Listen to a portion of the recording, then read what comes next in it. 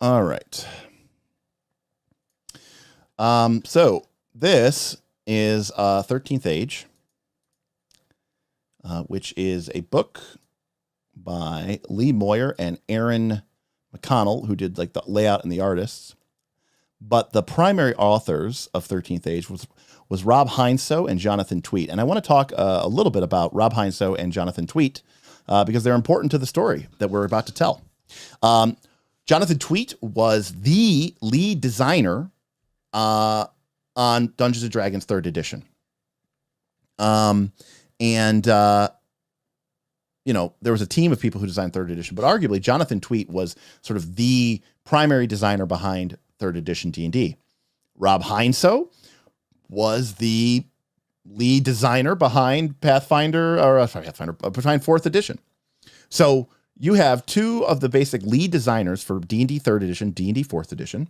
And when 4th edition sort of wrapped up, Jonathan and Rob were off doing their own things, and they decided to get together, and they created their own version of sort of, I guess, what you would think of what 5th edition D&D might have looked like if it was, you know, in another world with people who weren't, you know, corporate, under corporate masters. And they created a game of 13th Age, which, in my opinion, is sort of a spiritual successor to both 3rd edition and 4th edition. And it also does a good job, if we're talking about GNS theory here, it does a good job of maintaining good levels of G, of gaming, of gamist, and sacrificing some of the simulationist elements. We're going to see those, okay, to add narrative elements to a D20 game. And I think it does an excellent job. And we're going to kind of highlight some of the key ways that this game is different and some of the things that this game does particularly well. And then we'll talk a little bit about some of the fun times that I've had with it and why I think the game is so successful. Let me get this down here real quick. Chris, do not cite the sacred text to me, wizard. I was there when it was written.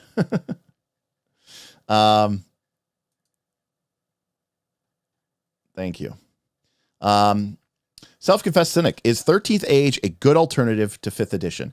I believe it is. I believe that 13th Age is, if you really like Pathfinder 2nd edition and you really like how crunchy and how many feats and choices and options that you have, you're going to find 13th Age to be a little bit light mechanically. There's a lot of options. You still get to make a lot of fun choices. And in my opinion, those choices, you make less choices, but I think they're more fun. They're more impactful. But it's not quite as deep and it's not quite as crunchy. The weapons, for example, are very simple. They don't have this laundry list of 4 or 5 or 6 different traits that, oh, this hammer has sweep, but this hammer has shove, and that's why they're totally different hammers. Doesn't really operate like that. In fact, the weapon system, the armor system is all pretty generic. They don't even probably have as many options as you would have in a game like 5th edition D&D. But it does have some really great mechanics taken from 4th edition that make the game a lot of high-flying, fun, action adventure with really, really cool, fun abilities, and has a really cool narrative element to the game that allows you to really, really come up with some interesting moments that you wouldn't get normally from a D20 game. Chris, how does 13th Age compare to Shadow of the Demon Lord? I'd say Shadow of the Demon Lord is definitely its own thing. I would say that 13th Age and Shadow of the Demon Lord are kind of in the same spot, Chris. And one of the main reasons, Chris, is because like Shadow of the Demon Lord, 13th Age does not go to 20th level. It only goes to 10th level. Now, you got to think differently from a D20 game. That 10th level does not mean 10th level like in a D20 game.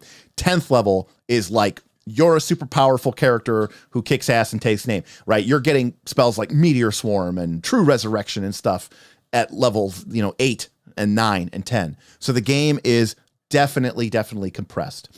Where does 13th Age fit into GNS theory?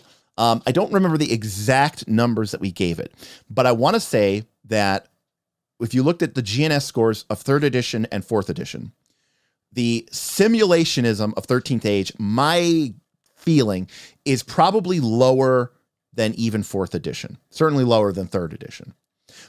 The gamist score is probably right up there with 4th edition. It's a little bit lower, maybe just a little bit lower, but it gains a huge amount of narrativist boost because of some of the mechanics, not just the story mechanics, which we'll get into, but also the physical combat mechanics, which promote a narrative outcome to combats. So again, it's a little complicated, not really, but you know, like with all these things, there's a lot to unpack here, and we're not going to go through all of it. I just want to kind of get the gist off to you and understand how this game is different and where this game is different. So the game is called 13th Age. One of the core things about this game, and I'm going to cover the chapters here, and then we'll see what you get in this core rulebook. Before we get into this, though, I do want to say one thing. They are currently at work on a 2nd edition of this game. It is super in beta. I actually have one of the early beta documents. I need to review it and go over it. I do not know. There's no Kickstarter or anything yet, so don't let that be a hesitation for you to buy into this game. I've read through it. They're not really changing this up. This is not like PF1 to PF2 or D&D 4E to 5E or 3E to 4E. This really is just like a cleaned up edition, like kind of like what a lot of people want from a Pathfinder 2.5 or a 3rd edition. We want just sort of a cleaned up version of this game. So they are working on a 2nd edition, but what you get here, 13th Age 2nd edition first. I don't think I have permission, Frostjack, to disclose that yet. So I would have to get permission from Pelgrane Press or Fire Opal Media in order to talk about that on the stream. I may be interested in doing that. So 13th Age. First things first, chapter 1 is about the icons. And the idea here is no matter the game here comes with a campaign setting. There is kind of a world of the 13th Age. But one of the ideas of this game is that every fantasy RPG has these sort of really big, important movers and shakers in them. You know, there's some sort of high archmage, right? Whether it's Sauron or whether it's, Fizban or whether it's Dumbledore or whether it's, pick your poison. It's every sort of fantasy world kind of has a archmage, and it has the dwarf king, and it has the elf queen, and it has the emperor. We all have these sort of familiar touch points in our RPG systems that we kind of go back to again and again and again and again. So 13th Age sort of says, hey, listen, those characters are going to be important. They're going to be like the big movers and shakers of this world. And we are going to create a mechanical system that is going to tie our players into those icons. That is going to create sort of dynamic stories from their relationships with these icons. And that's on page 35 in chapter 2. So we're going to get to that in a second. Chapter 2 is about character rules, how we create the characters, what goes into that. And we're going to cover a couple of important things here in chapter 2. And then chapter 3 is our races. We've got, humans, dwarves, elves, the normal stuff. Self-confessed cynic, $2. Luz Theron Telamon, Lord of the Morning. Yes, exactly. These huge, larger-than-life characters who sort of define the world and existence. And your PCs start off as low level, but that doesn't mean that they're not important. Then we get into the classes, and again, it's basic D20 classes. We've got Barbarian, Bard, Cleric, Fighter, Paladin, Ranger, Rogue, Sorcerer, Wizard. And yes, they did have a supplement book called 13 True Ways, which introduced some additional classes as well. Then we have combat rules, which are only from page 158 to page 175. We've got a Game Master, how to run the game section, and then it ends with a bestiary, right? And monsters. So that's it. You get kind of everything. And then it comes with, it comes with a gazetteer of the world. And then it comes with a sample adventure. So in the 360 pages of the adventure, or 317 pages of the core rulebook, you get pretty much everything. You get magical items, a campaign world, an adventure, a bestiary, a GMG, and all the rules for making the stuff. Are bards magical in 13th Age? Yes. and no. But yes. But and no. We'll get to it. For starters, for people in chat, let me know. Can you see this okay, or do I need to zoom in? So one of the things about this book, by the way, is that they have a very, very, very loose writing style. The designers, frequently talk to you and sort of explain things to you. And it's kind of an interesting take on the situation. All right. People are saying zoom in a little bit. Okay. All right. Here we go. All right. So, they have said this, hey, we worked on 3rd edition and 4th edition D&D. How does this work? Critics complained that 3rd edition weighed down the game rules with rules for everything, turning an open-ended role-playing game into a complicated simulation arithmetic on a grid.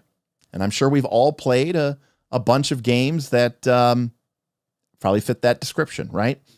Complicated simulation arithmetic on a grid. 13th Age is a rules-light, free-form, gridless way to play a story-oriented campaign. 3E took the game forward in terms of player options and universal mechanics, and we have followed suit. Critics compared 4E to a board game or a miniatures game that distanced itself from its roots. 13th Age is about story-oriented campaigns, not minis, and it revisits its roots with settings and rules. But 4E took the game forward in terms of balance and gameplay, and so do we. So before we get into this, I do want to take a couple of things here. Couple of things in 13th Age. Number one, it is designed to be used gridless. The game rules are not expressed in things like feet or squares or inches. They use abstract terms. Like a spell might say, you can attack 2 groups of enemies, and the range might be nearby. It's still tactical in a very abstract way, but it is not. Now, when we played, I played 2 campaigns with 13th Age. We would still use minis, but we would use them more as like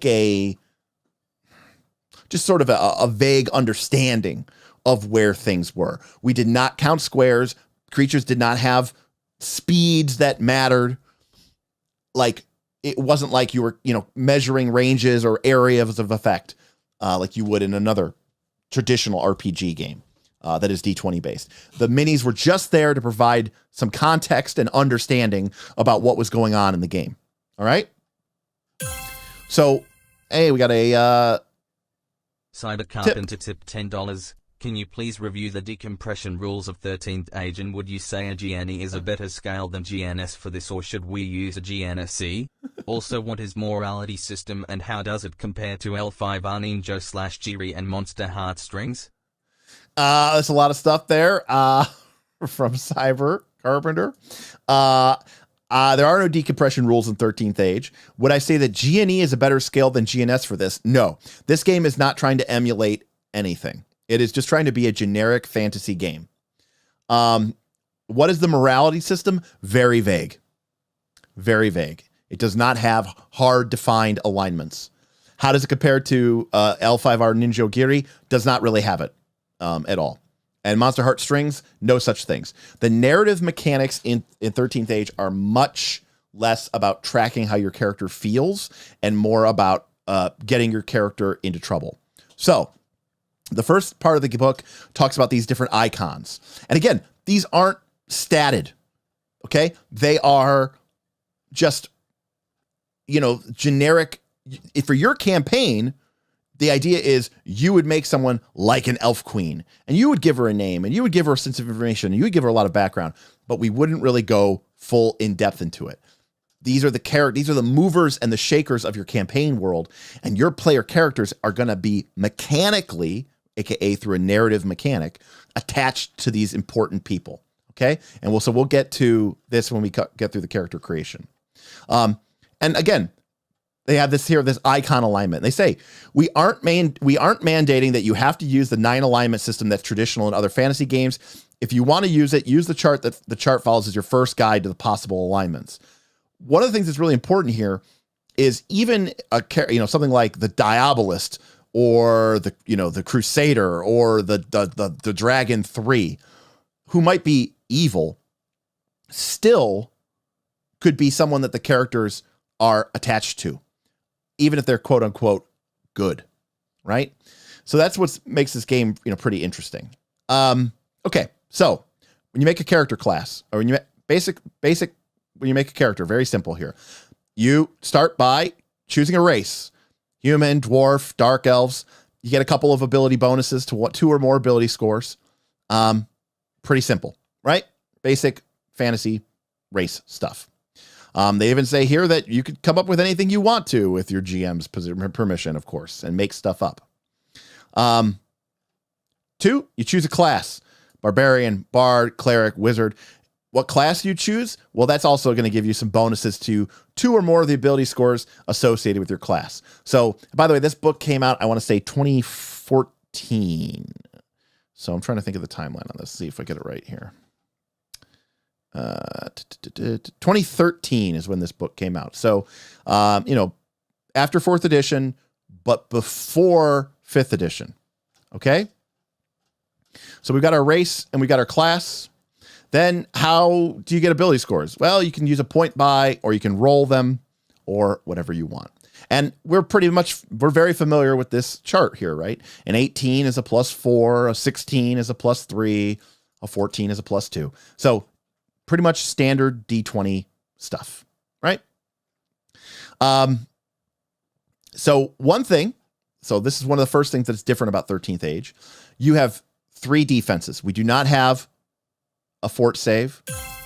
We do not have reflex save. We do not have a will save. Crazy Fuzzy coming in. Thank you, sir. Here's hoping you make it just far enough towards San Diego to have to leave the table at my house instead.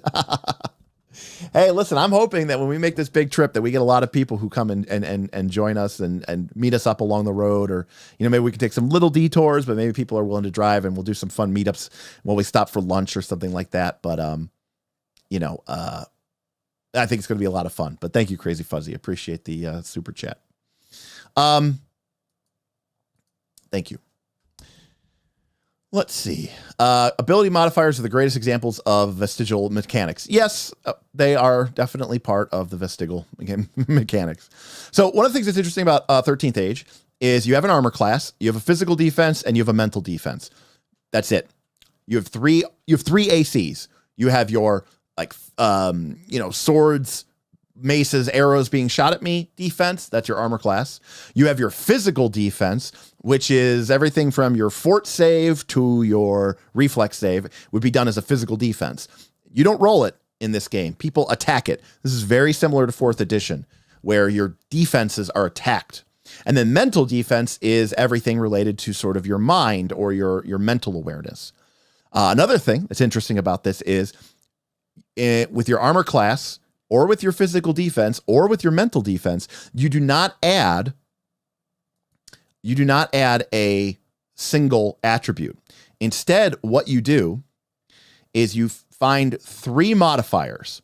So, for example, for armor class, you find your constitution modifier, your dexterity modifier, and your wisdom modifier. And you take the middle value of those 3. And that is the stat that you add to your armor class modifier. So if my dexterity modifier was 0 and my constitution modifier was 2 and my wisdom modifier was 4, I would add 2. All right. But if I had a con of 0, a dex of 0, and a wisdom of 4, well, if I put those in order, it'd be 0, 0, 0, 4. So we would go with the 0. basically there are no dump stats, or you have to be very careful about it. Physical defense is the same thing. It uses strength, con, and dex, and mental defense uses int, wiz, and charisma. All right. So that's the first thing. Second thing, like 4th edition, 13th Age uses a form of Anonymous tip $10. Thank you, Anonymous Mustard. Appreciate the tip. It's an interesting take on Anonymous, but I appreciate it. Thank you. 13th Age uses a variant of healing surges or hit dice from 5th edition. You have a set number of recovery dice, and you can use them, and it's based off of your class, and it's based off of your tier, and you can use those in order to recover hit points. Jahan Man Kevin said Paizo for the win. Yes, Jahan Man, we are talking about 13th Age, which is a variant role-playing game right now. But if you go back to the beginning of the stream, the first hour we spent was talking about Paizo and Orc and all the stuff that was happening for there, getting some of my initial thoughts. Literally, I read it for the first time on stream. So please check that out if that is what you're interested in. On the other hand, if you want to hear about a new role-playing game, well, check out 13th Age. All right. So we've got, you've got your hit points, your armor class, your physical defense. This is another thing that 13th Age is pretty much well renowned for. One unique thing. The game says every character needs one unique thing. This is the snowflake player's wet dream. This is permission for the character to give themselves something unique and something special. Now, the game rule they're very specific about this. They have a whole section about this should not provide combat bonuses. It should not provide combat powers. It is not about trying to min-max and car op, you frickin' munchkin fucks. It is about creating an interesting and unique character that really stands out from any other character that has ever been created. Whether it is, I am the bastard son of the emperor, I am the oldest elf in the world, I am a deathless pirate whose soul is trapped in a gem that is controlled by the blue dragon, which is one of the three. I am a dwarf who was born covered in scales from the egg of a dragon. All right. So again, these are all games rules that are designed in order for your character to have something really interesting and dynamic and stand out. And again, this is strictly a narrative thing, but it can hint at your power. And while combat powers are not strictly allowed, story powers or story effects are fantastic. Your character might receive visions or have a psychic connection to the Archmage, and like almost like Harry Potter with Voldemort. And you get these visions of what the Archmage is doing or planning, or maybe one of the villains of the campaign. That's totally fine. It's designed to push you towards interesting and unique story outcomes. All right. A lot of stuff here about how to handle this and in your game and figure this stuff out. Okay. Again, like it says, players help create the story. Cool idea, consequences later. Seemingly innocuous. It's all about great ideas in order to make your character interesting, but this is codified. It's written down, and you're going to work with your GM, and your GM's going to work with you in order to create this cool and interesting character. It really sets your character apart from being just another fighter. Okay. And they talk about here, some things maybe are too much for first level, and that's okay. Maybe it's something that you grow into as the campaign goes on. Okay.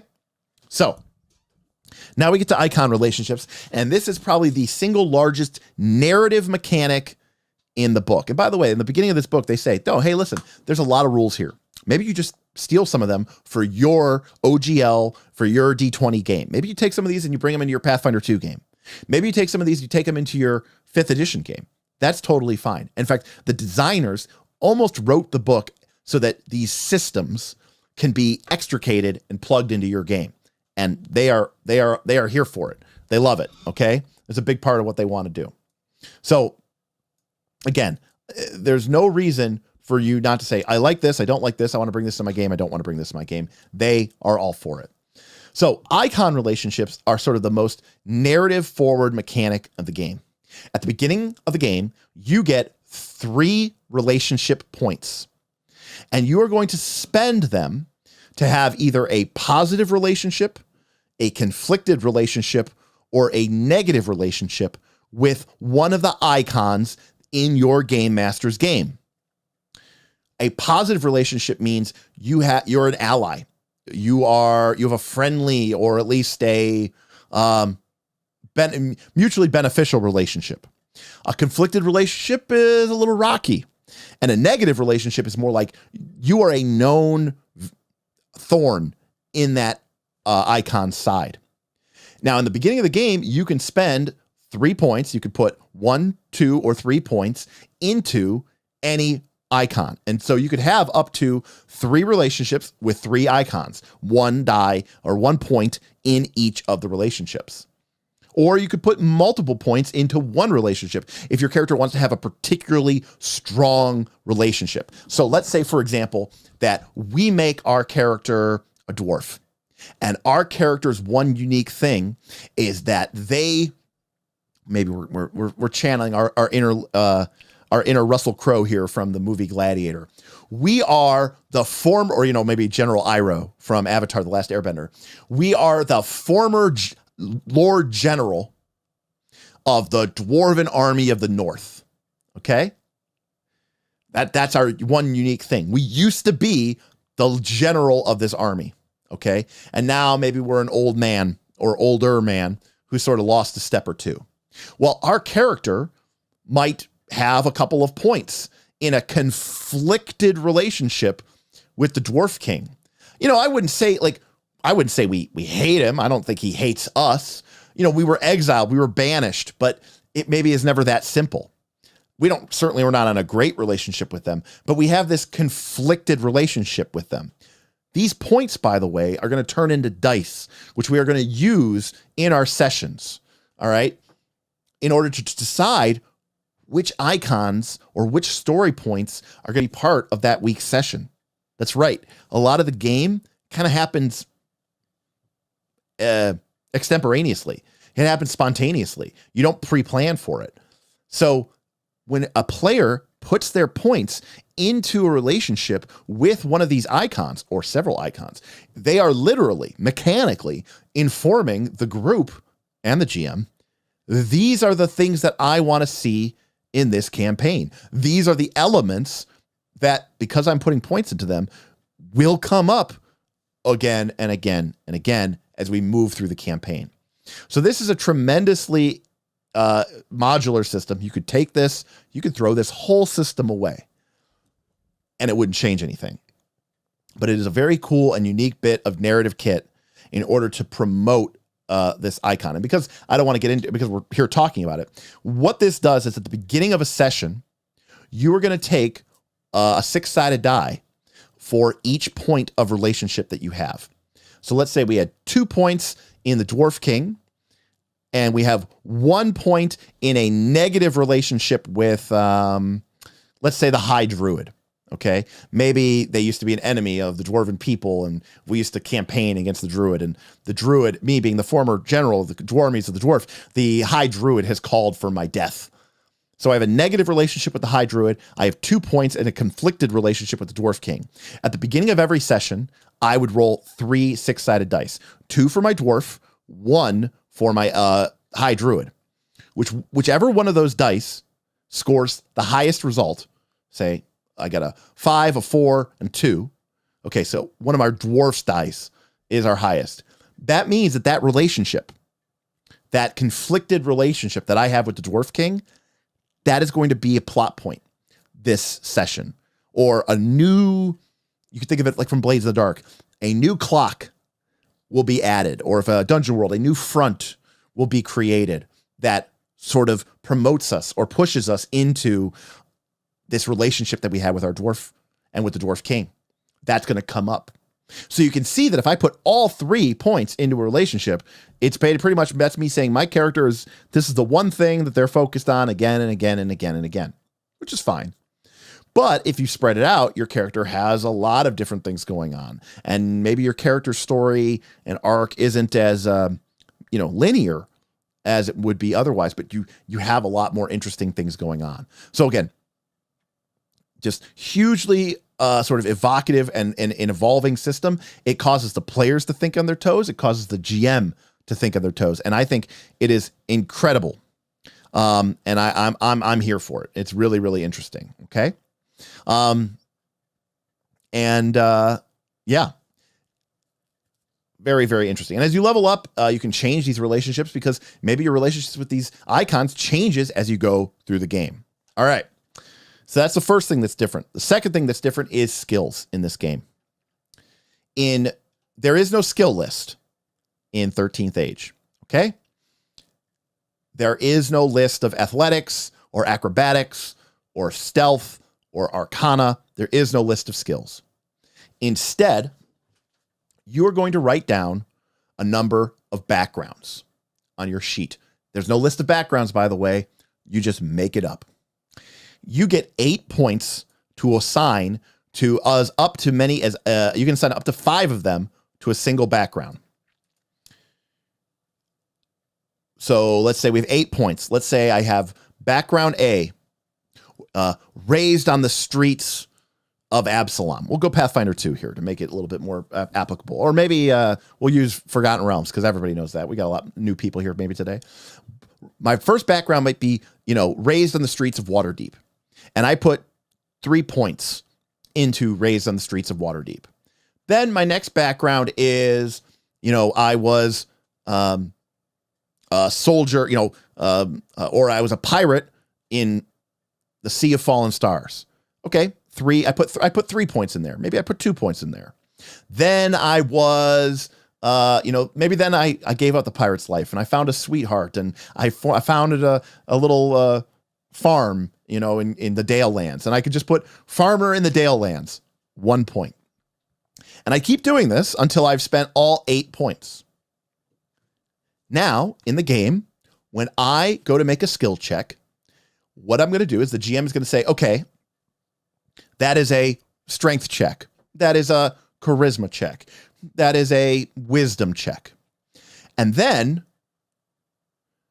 you are going to take a D20. You're going to roll it, and you're going to add your strength or your dex or your wisdom.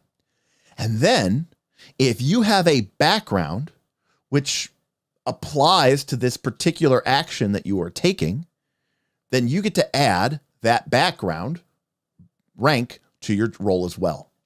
So for example, if I have 3 points in, background, Imperial Assassin, right? That's my background. I used to be an assassin for the Empire. So my background is Imperial Assassin 3. And my character we're trying to sneak into a tower. And the GM says, well, I need you to make a dexterity check to sneak in. And I'm going to say, okay, I have a dexterity of +3, but I used to be an Imperial Assassin. I used to sneak into places like this all the time, way more highly guarded than this. I'm going to add that background. So I'm going to add an additional +3. So that gives me +6 to my D20 roll versus the DC. And that's it. That's the skill system. And it doesn't get any more complicated or easy than that. Carson says I would put all my points into Stayed at a Holiday Inn. They have a fun thing here where they say, listen, don't try to cheese it. You'll know it when your players are trying to, cheat the system, but just embrace it. And part of the fun of this is having that conversation back and forth. Here's a great example. Some players, someone just said Jedi, 5 points. Some players will want to choose backgrounds that correspond to their character's class. The most boring way to do that is to say, well, I'm a fighter, so I'll put 4 points into fighter background. We usually don't settle for that in our games. Again, remember I said it has a very conversational tone with the player. We usually don't settle for that in our games. Instead, we ask players to figure out what type of fighting their characters did in the past. Were they a gladiator? Were they a bounty hunter? Were they a bodyguard? Or perhaps they were a former sentient magical weapon that got turned into a dwarf as a reward for long service. which would probably also involve the character's one unique thing. So again, it is about role-playing, people. And I mean role-playing in the truest sense of the word. I mean, it's about creating mechanics which connect the fictional world that you and your fellow players and your game master are building together with a set of coherent mechanics that we can all understand. A common refrain at the 13th Age table is someone explaining why their background makes sense in this context. And we're not putting them under, we're not putting them under the pressure. We're not holding them, to the fire. It's simply an opportunity for us to learn a little bit more about your character. So if you are going to sneak in and you describe that your character is an Imperial assassin and you used to sneak in all the time to do these kind of assassination jobs, that's as long as it takes. And I think everybody around the table would nod and say that makes a lot of sense.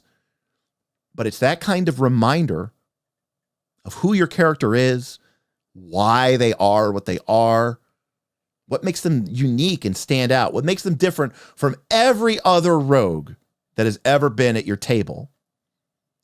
Those little moments stand out.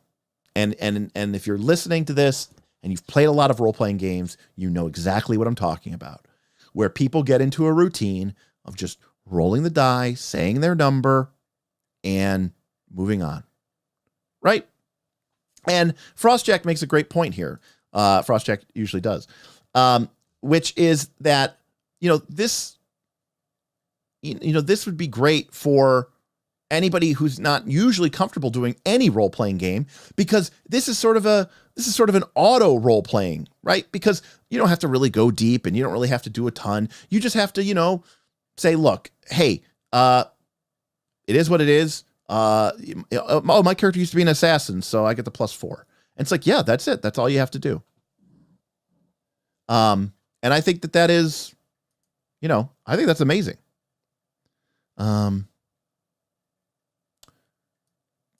So I'm Batman, 5 points. Again, no, but I mean, I think that's a great start. But your character, you might put, wealthy. I don't know what's it called? Wealthy heir or wealthy orphan. That was my background. Wealthy orphan.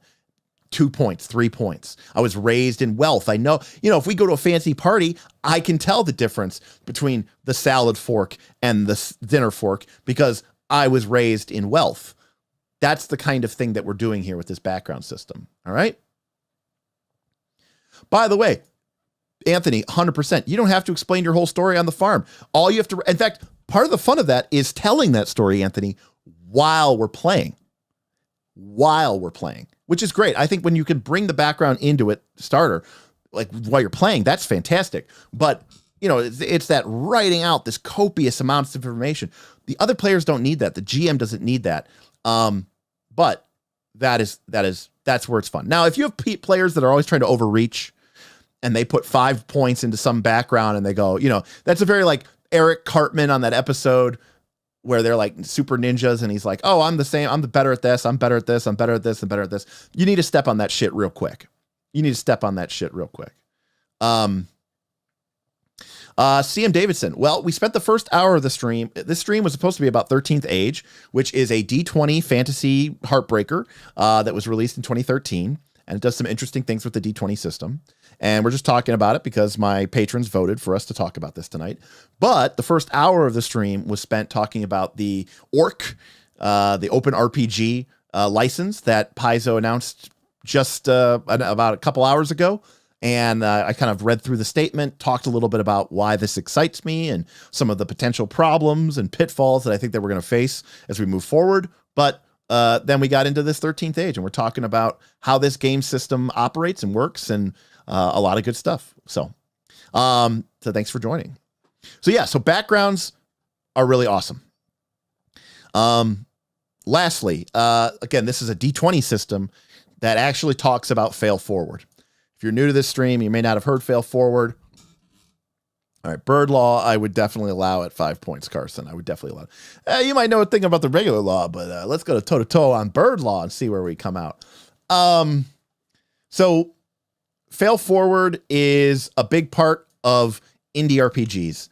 And I'm not going to go into it here, but needless to say, you know, this game champions the idea that, especially outside of battle, if a character fails a check, the character still probably fails to achieve their desired goal, but that's because something happens on the way to the goal rather than because nothing happens. Fail forward is how Genesis and 2D20 work. Yes, but to have a D20 system using fail forward is, you know, pretty unique. So, well, you know, we'll just read this here. Suppose a player makes a charisma check to have his or her rogue rustle up some clues as to where a certain monk of the Black Dragon might be hiding. The player fails the check. Traditionally, the GM would rule that the character had failed to find any information. With 13th Age, we encourage you to rule that the character does indeed find clues as to the monk's location, but with unexpectedly bad results. Most likely, word has gotten to the monk that the rogue is looking for him, and he either escapes before his lair is found, or he prepares for the group, setting an ambush or leaving a trap. The failure means that interesting things still happen. All right? And again, you don't have to play this way, but it is, again, talking about it and explaining it to you and all this other stuff. All right. The game, feats. You get 10 levels. You get a feat at each level. There are 3 tiers of feat: adventurer feats, champion feats, and epic feats. You get an adventurer feat for the first 4 levels. Then you get a champion feat for the next 3. And then you get an epic feat for the final 3. So these are what the feats do. You get 10 feats over the course of 10 levels of the game. All right. Also, all of your skill checks go up by 1 when you get a level. So you get +1 to all your skills when you go up a level. So, you know, you get, if you're level 10, you get +10. If you're level 5, you get +5. So it has a 4th edition / Pathfinder 2 system where you're adding your level to all of your checks. Okay. They have some general feats, but there's not even that many of these, by the way.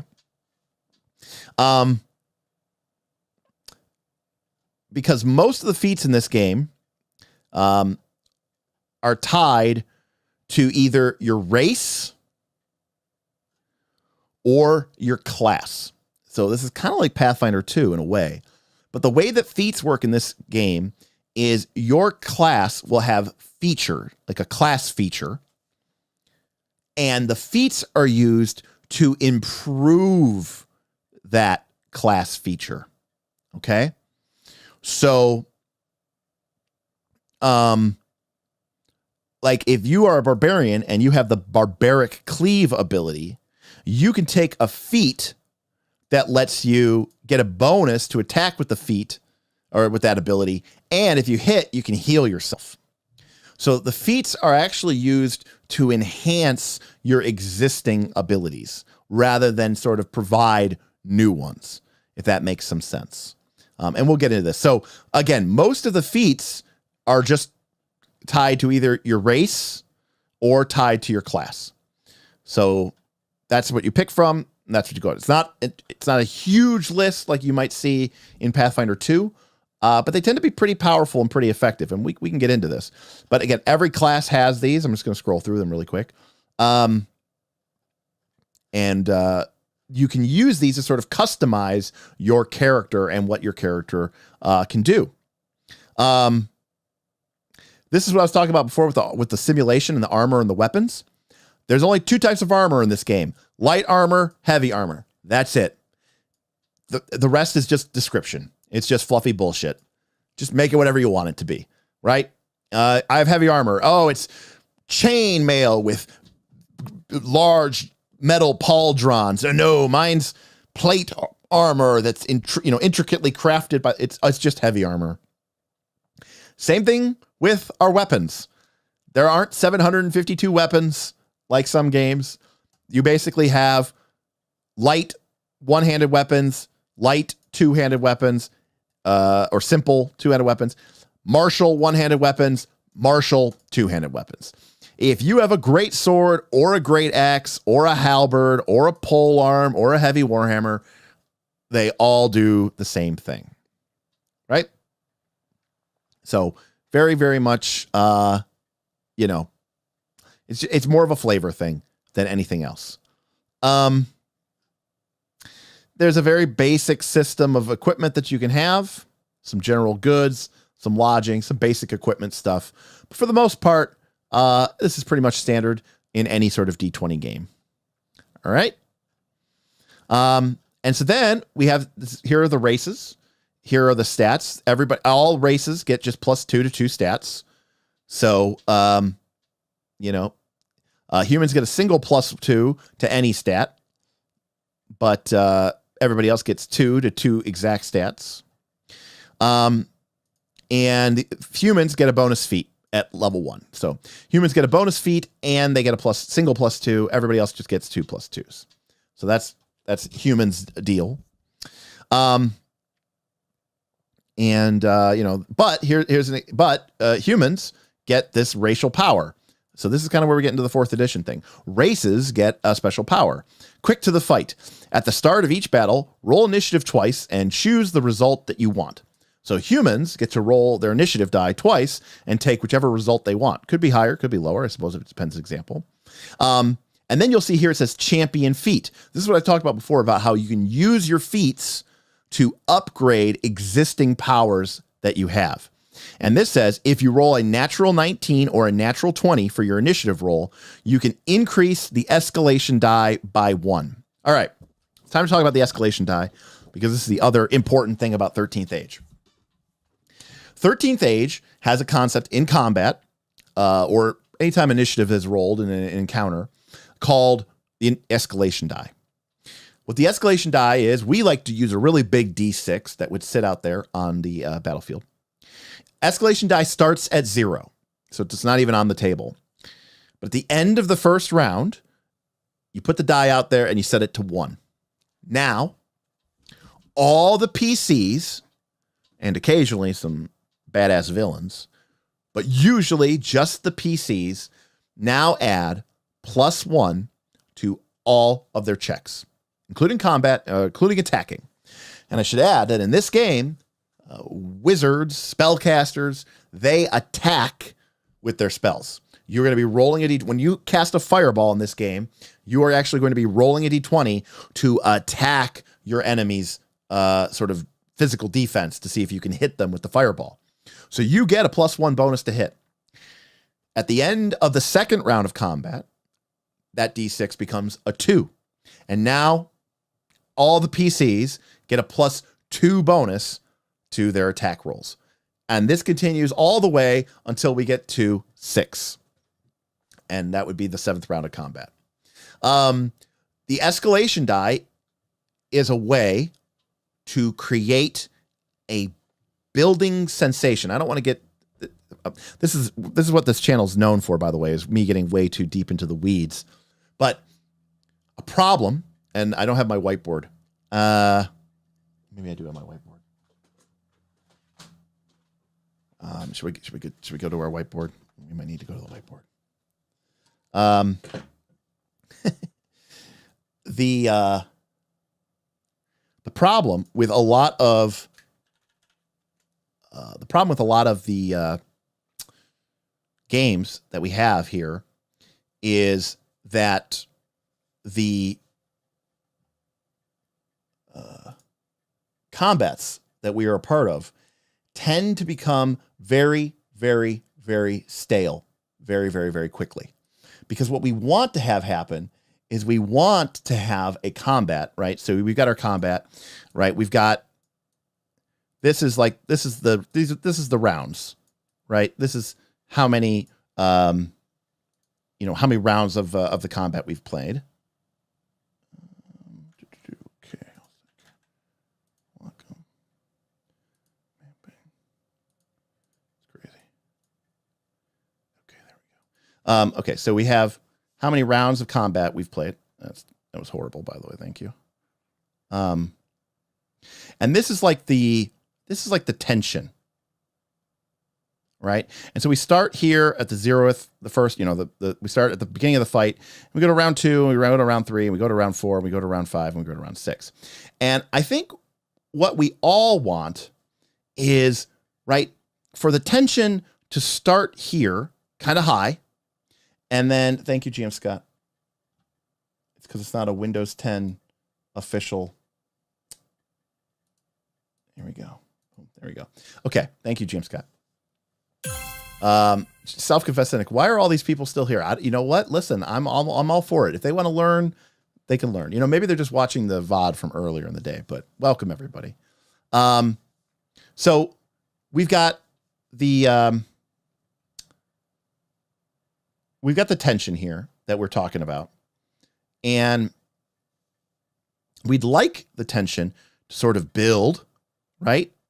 The combat is getting more intense and the tension is building. Are we going to win? Are we going to lose? What is going on? And then at around maybe like the 3rd or 4th round, we have a huge breakthrough and the tension quickly drops, right? Because we don't want to drag it out. So we want this slow build up, and then we want the PCs to kind of win really quickly. Okay. What ends up happening a lot of times in D20 combat is the tension starts at the highest level. The enemies are at their strongest, but the PCs have all of their abilities. So the PCs attack with their strongest spells, with their strongest attacks, with their strongest abilities, and they start to fight the monsters. And the PCs are going to lose some hit points, but as long as they don't go down, then they're not actually that hurt.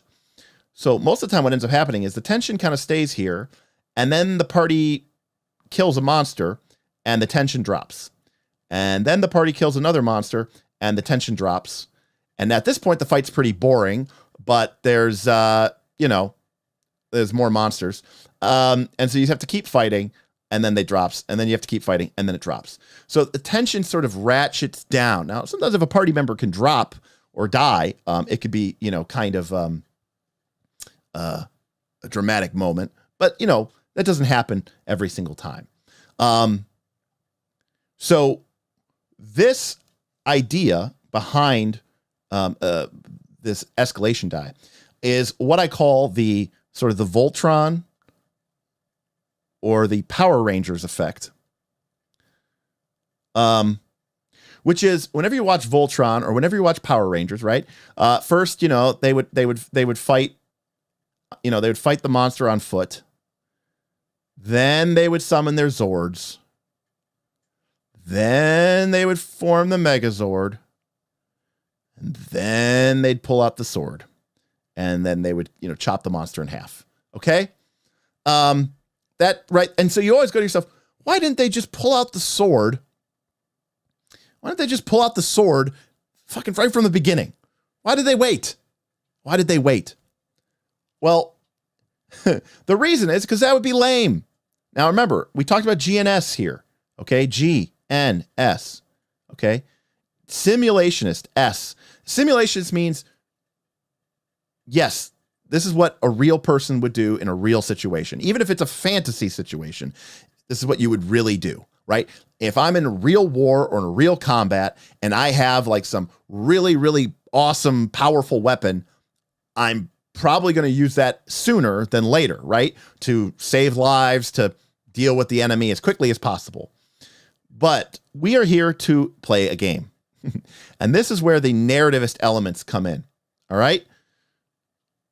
The way that the math of 13th Age is designed, the monsters are a little too tough.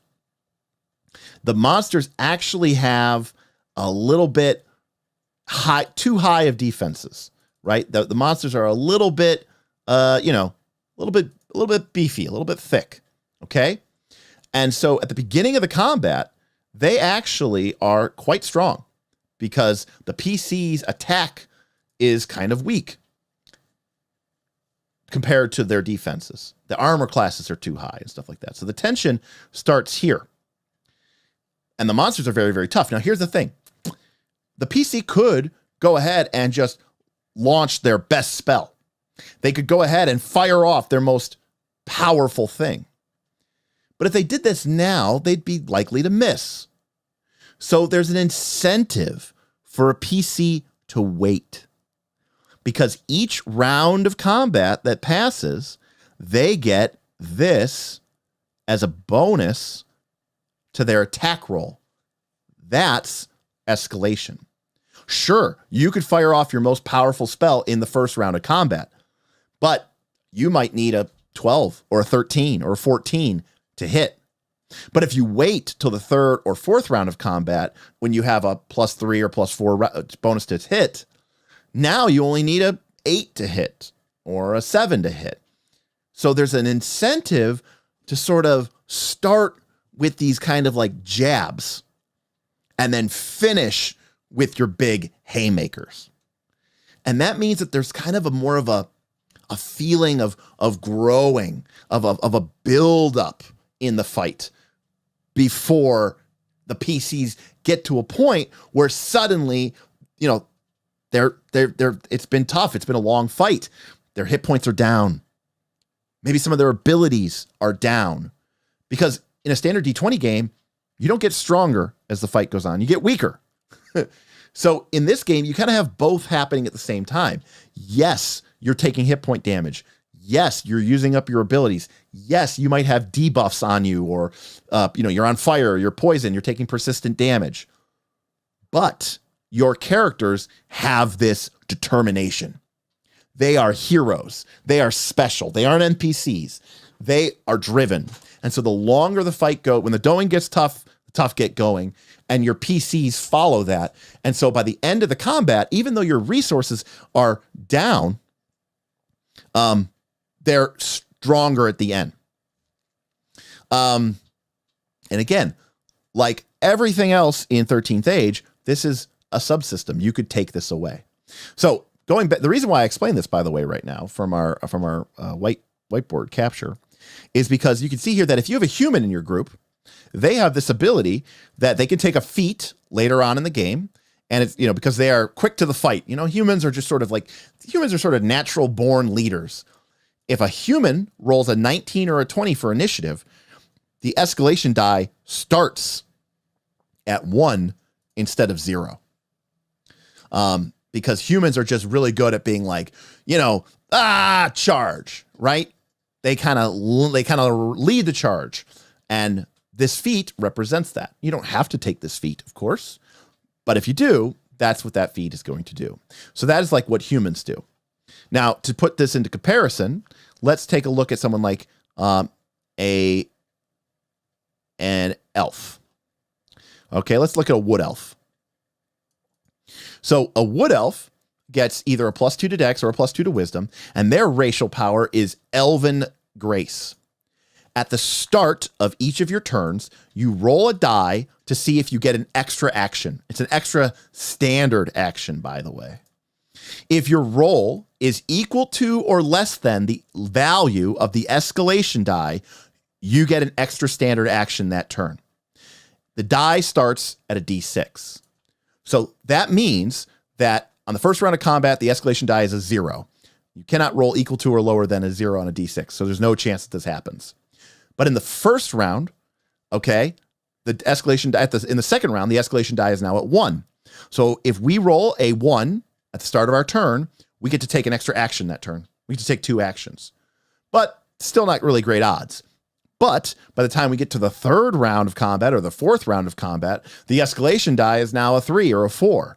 And now we have like a 50% chance, or even greater, of getting an extra action that turn. So the way that an elf works is as the combat goes longer and longer, they get this chance that they're going to get to take 2 actions in a turn.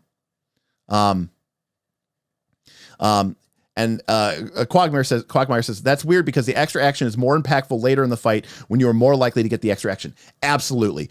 The fights in 13th Age tend to end rather quickly. I don't know about you. I can't speak for everybody here, but in a lot of D20 games, a lot of my combats fall into this problem of the cleanup phase. The fight lasted on paper 5 rounds, but realistically, the threat, The danger of the combat was done on round 2 or maybe round 3. There was one particularly tough monster. We took it out on round 2 or round 3, but there was still a couple more monsters, some of whom still had full hit points.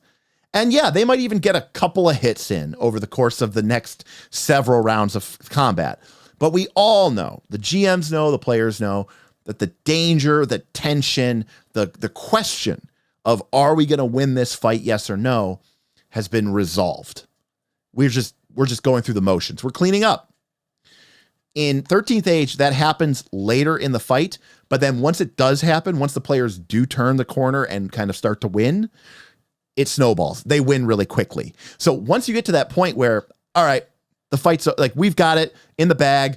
My character, the escalation die is really high. My character just got 2 actions this turn. It tends to end really quickly. So that's what I was saying before, is instead of having that really slow kind of burn off of the combat, the fights tend to end very quickly, very immediately. Hey, Jesse. Coffee Mayor, tip $25. Great stream tonight. Glad I was able to catch first part, and thanks as always, Derek, for putting in the work you do on these. Thank you for the tip, and thank you for providing that tip. Absolutely. Thank you so much. Happy to do it. Ayla says, I like cleanup. It's a good, yes. And you will have to clean up in this game still, but it's like 1 round of cleanup, maybe 2, not 3 rounds of cleanup or 4 rounds of cleanup. And so the combat tends to resolve itself really quickly. Plus someone asked, do enemies get this? No, although some enemies do. The big boss, the evil lieutenant, the lackey that you fought again and again and again. Yes, they get this cleanup, or they get this escalation as well. Dragons, for example, always get to add the escalation. So it makes these creatures, makes these foes stand out. It's almost like it's the RPG's way of being like, oh shit, this guy's got a boss bar of HP, right? You're like, oh, she uses escalation. He uses escalation. The dragons just always happen to use escalation because they are these big, impressive, kind of dangerous foes. So again, the races all do something interesting and dynamic, and they all got, a fun bonus. Leon says, we used escalation in our last 4E campaigns. Elite monsters, you got half the bonus. Solos got all the bonus. Leon, that is perfect. That is beautiful. I love that house rule. Consider it stolen. That is a great house rule. That is beautiful. I love it. Perfect. This seems a bit less portable as is compared to other systems in the game. Do you think that's true? No, Frostjack, I don't. I think actually, it's definitely going to make the party fight differently, because if you get this big bone, like if you're playing, if you have like your big fireball spell, you're not going to use that in the first round of combat like you normally would. You're going to wait and save it till the 3rd or 4th round of combat. Now, the PCs are going to be getting bonuses to hit. So yes, this means that the PCs are going to hit more often. I should note, though, and I did say this, in order to counteract this, imagine if you took the standard rules of Pathfinder 2 or 5th edition, and you kind of gave everybody +1 to their AC or +1 to their defense. So it's like 1 point higher or 2 points higher than it should be, because the idea is the PCs start off kind of as underdogs. All right. Do they have ways to disincentivize playing overly defensive in the first few rounds? Not so much. I mean, there's almost a sense, Quagmire, of it is kind of smart. I don't want to say play totally defensively. But yeah, the first couple of rounds, the PCs are going to be on the back foot. They really are, pushing that, towards, that. Boothby says, I'm trying to escalation, but it's not a die, Boothby. I use it. I keep saying escalation die. I'm sorry. It is not a die. It is a static bonus. I use a big D6 to represent what it is. So when I flip it to 1, it's saying everybody gets +1. When I flip it to 2, everybody gets +2. It is a static bonus. You could write it on a whiteboard, or you could put it into a VTT, with a text box. It is a static bonus. It is not a die. But I think Quagmire, again, the idea here is that, the party is kind of on the back foot. They're underdogs, and they can't just come in and be like the most they can't just kick ass and take names from the first round of combat every time. It kind of gives them that like moment of like, oh, we're kind of in over our heads here. These monsters are really tough, but but as the fight gets longer and our resolve gets stronger, we're going to come out on top. I find it to be a very, very satisfying mechanic. I think it's worth trying, by the way. So we got some races, and then we have classes. So a couple other things about D20 about 13th Age. You do your weapon die. If you have a two-handed weapon, like a great axe or whatever, it's a D12. You roll 1 die of damage for every level of your character. Yes, a level 10 barbarian using a great axe rolls 10d12 damage with their attack, with every attack. Which is obviously nuts. But they do. Additionally, at the mid levels of the game, your damage bonus from your ability score is doubled. And at the highest level of the game, it is tripled. So if you have a +7 strength modifier, at the end of the game, you are going to be adding +21 damage from your strength to your melee damage rolls. And you're going to be rolling 10d12 dice for your damage. Now, to be fair, one of the things that they do tell you to do in the game is they say when you start getting a lot of dice of damage, take off a couple of them. If you're rolling 10d12 damage, maybe take out 8 dice and say, okay, what's the average of 8d12? Okay, it's 48 plus 4. Okay, it's 52 damage. I'm going to add 52 static damage to my damage expression. So my strength bonus is 7, so it's 21. So 52 plus 21 is 73.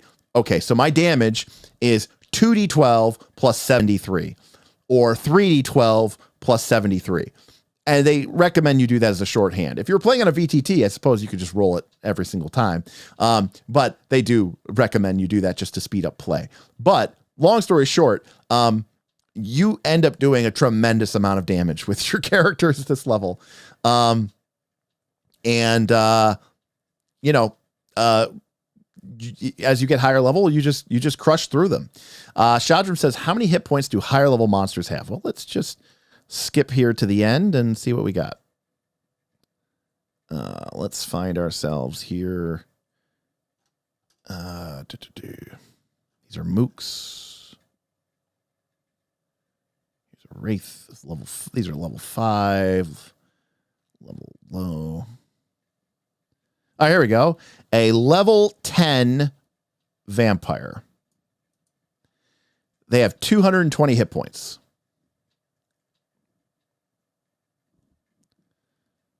So, by the way, this is like a standard monster stat block here.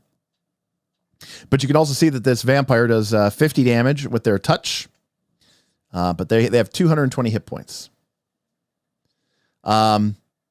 So, yes. So the damages scale upwards. But I should also note that so do things like the spell damage. If we look at the sorcerer, I'm just scaling ahead here. Here's the sorcerer. This is a level 9 spell from a sorcerer. Remember, level 9 means you get this at level 9. Hit 2d12 times 10 damage plus your charisma modifier, which again would be tripled because you're high level. And the target moves down 2d6 points in the initiative order. So 2d12 times 10, I mean, if you roll double 12s, I mean, that's 240 damage right there, plus your charisma modifier. So, people do a lot of damage, for sure. And generally speaking, the abilities and powers that you get are pretty powerful in the game, actually. So I'm going back to the barbarian. So a barbarian, we're in Bard here. So the barbarian base, all barbarians at the start of the game get... oh, hey, we got a super chat. Self-confessed cynics. Any house rule suggestions to add half levels? I mean, yeah. I mean, I think all you would have to do is just tone down some of the monsters' defenses and whatever attack bonuses at higher level. But other than that, I think it would be absolutely totally fine and just work totally normal. I would say self-confessed cynic. The only thing I would say is obviously anything that adds a bonus becomes more valuable on a percentage basis. So the escalation system becomes more important. Your ability bonus, a magical bonus from a magical weapon becomes more important because, right, a higher percentage of the game is taken up by those instead of your level. But yeah, I mean, it's super easy. Another thing that you'll note here is a lot of classes like the barbarian, even if the barbarian misses, they do damage equal to their level. So even when they miss, they do damage. Not a lot, but it's something. So the baseline barbarian ability is the barbarian rage. They start raging, and while they're raging, by the way, it says a rage lasts until the end of the battle or about 5 minutes if you decide to rage out of combat for dramatic role-playing effect. While raging, you roll 2d20 to hit with your melee weapon and thrown weapon attacks instead of a single d20. Use the higher roll for the attack, and if they both roll 11 or higher and you hit with one of them, it's a critical hit. So there you go. That's what Barbarian Rage does. You roll 2d20, take the highest, and if they both rolled, and if you got a hit and they both rolled higher than 11, boom, you get a critical hit. And that's it. And then after every battle, you can roll a recharge on a 16 or higher, and you get to add your Constitution modifier to this. You get your Barbarian Rage back. So it's extremely powerful, it's extremely potent, and it's very, very powerful. Then a Barbarian chooses 3 other talents. These are like the 3 abilities that you get. You get to pick either Barbaric Cleave, Building Frenzy, Slayer, Strongheart, Unstoppable, or Whirlwind. You get to pick 3 of these at level 1. All right? So, like, what is Building Frenzy? 1 battle per day. As a free action, after you miss with an attack, you deal an extra d4 points of damage with all of your melee attacks until the end of the battle. You deal, every time you miss, you keep adding d4s up to a maximum of 4d4. So basically, every time you miss, you get to do more damage until the end of the battle. And you can do that once a day. So a barbarian could choose to have this as one of their abilities. You get to pick 3 of these, and they just work. Some of them are once a day, some of them are all the time. Then when you get to 5th level, which is your champion tier, you get a new talent. You can either take one of these 2 champion tier talents, or you can take one of the adventurer tier talents, which you didn't take. And then lastly, at 8th level, epic, you get to pick one of these epic tier talents, or as before, you could pick one of the lower tier talents that you didn't take before. So by the end of the game at level 8, your barbarian will have 5 of these talents, plus they start with rage. So you're going to have 6 different talent abilities, and your character will have had 10 feats, which they could use to either upgrade or enhance a variety or different of these abilities. And that's it. So it's very simple, pretty basic. The Barbarian, to be fair, is easily the most simplest class. The classes are all different. They all follow a same basic kind of concept, but they are different. For example, a bard gets things called battle cries, but they also get spells and songs. So a bard is using these things called battle cries as they go up through the level, which they can use in order to do additional benefits inside of a combat. This is something that 13th Age does a lot, which is some of their abilities trigger on evens or odds. So, for example, this melee attack only functions like you make an attack roll, and if you hit, you hit. But if you roll an even on your D20, then you get to use this battle cry. If you don't, then you don't get to use it. But you'll notice that this thing here is, you can use this every time you get an even roll. There's no uses per day. You just get to keep using this over and over and over again as long as you roll an even on your attack roll.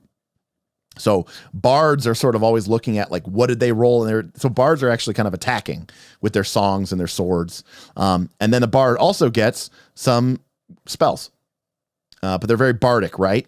They're not Call of Cthulhu. Song of Aid, Song of Thunder, Vicious Mockery, Arrow of Verse, Discombobulate, Song of Magic, Song of Victory, Song of Blood and Legends, Song of Destinies. So all of their spells and abilities are very, very, very reminiscent of sort of a bardic abilities. You'll also notice, again, I talked about the sort of abstract language of the game. The Inspire Legends is a daily spell, meaning basically all spells are daily, more or less. You can cast it once a day. But the targets are you and all nearby allies. Well, what's a nearby ally? Well, you and your party and your GM will figure that out. The game is trying to be easy, loosey-goosey, and let's go with it. Obviously, if your allies are on the other side of a big hall or the other side of a massive chamber or in a completely different room, they're not nearby to you. But if all your allies are roughly in the same area, then guess what? Inspire Legends works, and everybody gets to use this. Jahan Man, is this all from the core book? This is all from the core book. It covers all the classes, all the monsters, and the GM device. Everything is in it. So here's our clerics. Clerics just get a lot of spells. Now, another thing you'll notice here is the spells upgrade. Okay, so at the beginning of the game, you have 4 first-level spell slots. By the way, also note, unlike some modern games, you actually start with a pretty good chunk of spells. Hey, nice last call. What is the name of the cool D6 dice? Escalation Die. Yeah, again, it's technically not a die. It's just a value, the escalation value. But the game refers to it as an escalation die. We refer to it as escalation die because we would actually use a D6 and to showcase what it was. So a cleric starts with 4 spells of level 1. At level 2, they get 5 spells. At level 3, they still have 5 spells, but now they have 3 third-level slots and 2 first-level slots. 13th Age doesn't do any of this like, oh, it's a level 2 spell but you need to be level 3 to cast it. Oh, it's a level 5 spell, so you need to be level 9 to cast it. No, level 3 spells mean level 3. Level 5 spells mean level 5. Level 9 spells mean level 9. So you can see that you start with 4 spells and you end up with 9, but by the time you're 10th level, you have 8 9th level spell slots and 1 7th level spell slot. So at the end of the game, all of your spells are at their highest, for the most part, at their highest level that they can be. So if we look at like a spell, here is, let's find a spell. That's actually a free spell. So here is Javelin of Faith. Okay, I actually think this is, yeah, okay. So here's Javelin of Faith. This is a cantrip, so this is a bad example. Fine, it's Javelin of Faith. At the beginning of the game, Javelin of Faith is D6 damage plus our wisdom modifier, holy damage. And if we miss, we do damage equal to our level. But if we take this eventually, this will become a 3rd level spell, and this does 3d6, and then it does 6d6, and then it does 6d10, and then it does 8d10. So this is very similar to the scaling that we see in Pathfinder 2's cantrips, except this does this for pretty much every spell in the game, from Cure Wounds to Shield of Faith, Hammer of Faith, Spirits of the Righteous. Now, there are spells, like these are all 1st level spells, which you can take all the way up to 9th level, because again, by the end of the game, most of your cleric spell slots are going to be max level spell slots. But then there are spells which are only available at higher level. And so that is where like these are your 3rd level spells. And again, these can heighten eventually to 9th, but you couldn't use these at 1st level. And here are our 5th and our 7th, and eventually our 9th level spell slots. And so spell casting is pretty simple in the sense that you're not going to have 45 spells. You know, your 10th level cleric is going to get 9 spells per day. That's it. But remember, you're going to have, as a cleric, you get this bonus ability to heal people. By the way, you can use this twice every battle. That basically means you get to use this twice every battle. Twice every fight. So it's kind of like Healing Word from 4th edition. Remember, this game was designed by the people who made 4th edition. You also get to pick some domains. You get to pick 3 cleric talents and domains, just like the barbarian. You could have the healing domain, the justice domain, the love domain, the life domain. You get to pick 3 of these. And those are going to affect your ability to do certain things. And it will demonstrate where your character is. For example, if you want to make a war priest, cool. How about this? You pick up the domain of strength, and now I can wield heavy and martial weapons without any attack penalties. I pick up the domain of war once per turn. Whenever I make a melee attack with my enemy against an enemy, if I hit or miss, all of my allies get a +1 bonus to attack that enemy until the start of my next turn. And then maybe I pick up, let's see, what else would be good here? Maybe strength. Was that a domain? All right, did I already take that one? Oh, I did. I took strength, I took war, and then may I take the domain of protection. Once per battle, I can affect 2 additional allies whenever I cast a spell for broad effect, which is something that clerics can do, where you can basically target 1 person for, we'll get into it because it's awesome. All right. So here's Bless. It's daily. By the way, you'll note that it is a quick action to cast. In 5th edition terms, you would say that this is a bonus action. In 3rd edition terms, you would say that this is a swift action. In 4th edition terms, you would say that this is a minor action. And in Pathfinder 2 terms, you would say that this is 1 action. So when you cast Bless, you can either cast it for power or for broad effect. So for either power or broad effect. If you cast it for power, it only targets 1 ally, and they get a +2 bonus to attack rolls for the rest of the entire battle. If I cast it for broad effect, I get to choose up to 3 creatures, which could include me as one of them, and all of us get +1 to hit until the end of the battle, right? So whenever a lot of the spells of the cleric that are like for example, Bless, Shield of Faith, where's another one here? Combat Boon, Divine Endurance, all of, like, for example, Divine Endurance. We can either give, this is a level 3 spell. We can either give somebody 40 temporary hit points, or we can give 3 people 20 temporary hit points each. So you either get to pick if you want to target 1 person or if you want to target a bunch of people for slightly less effect. Damien asked, but where are all the spells that do nothing but have vomit or flies? They are missing.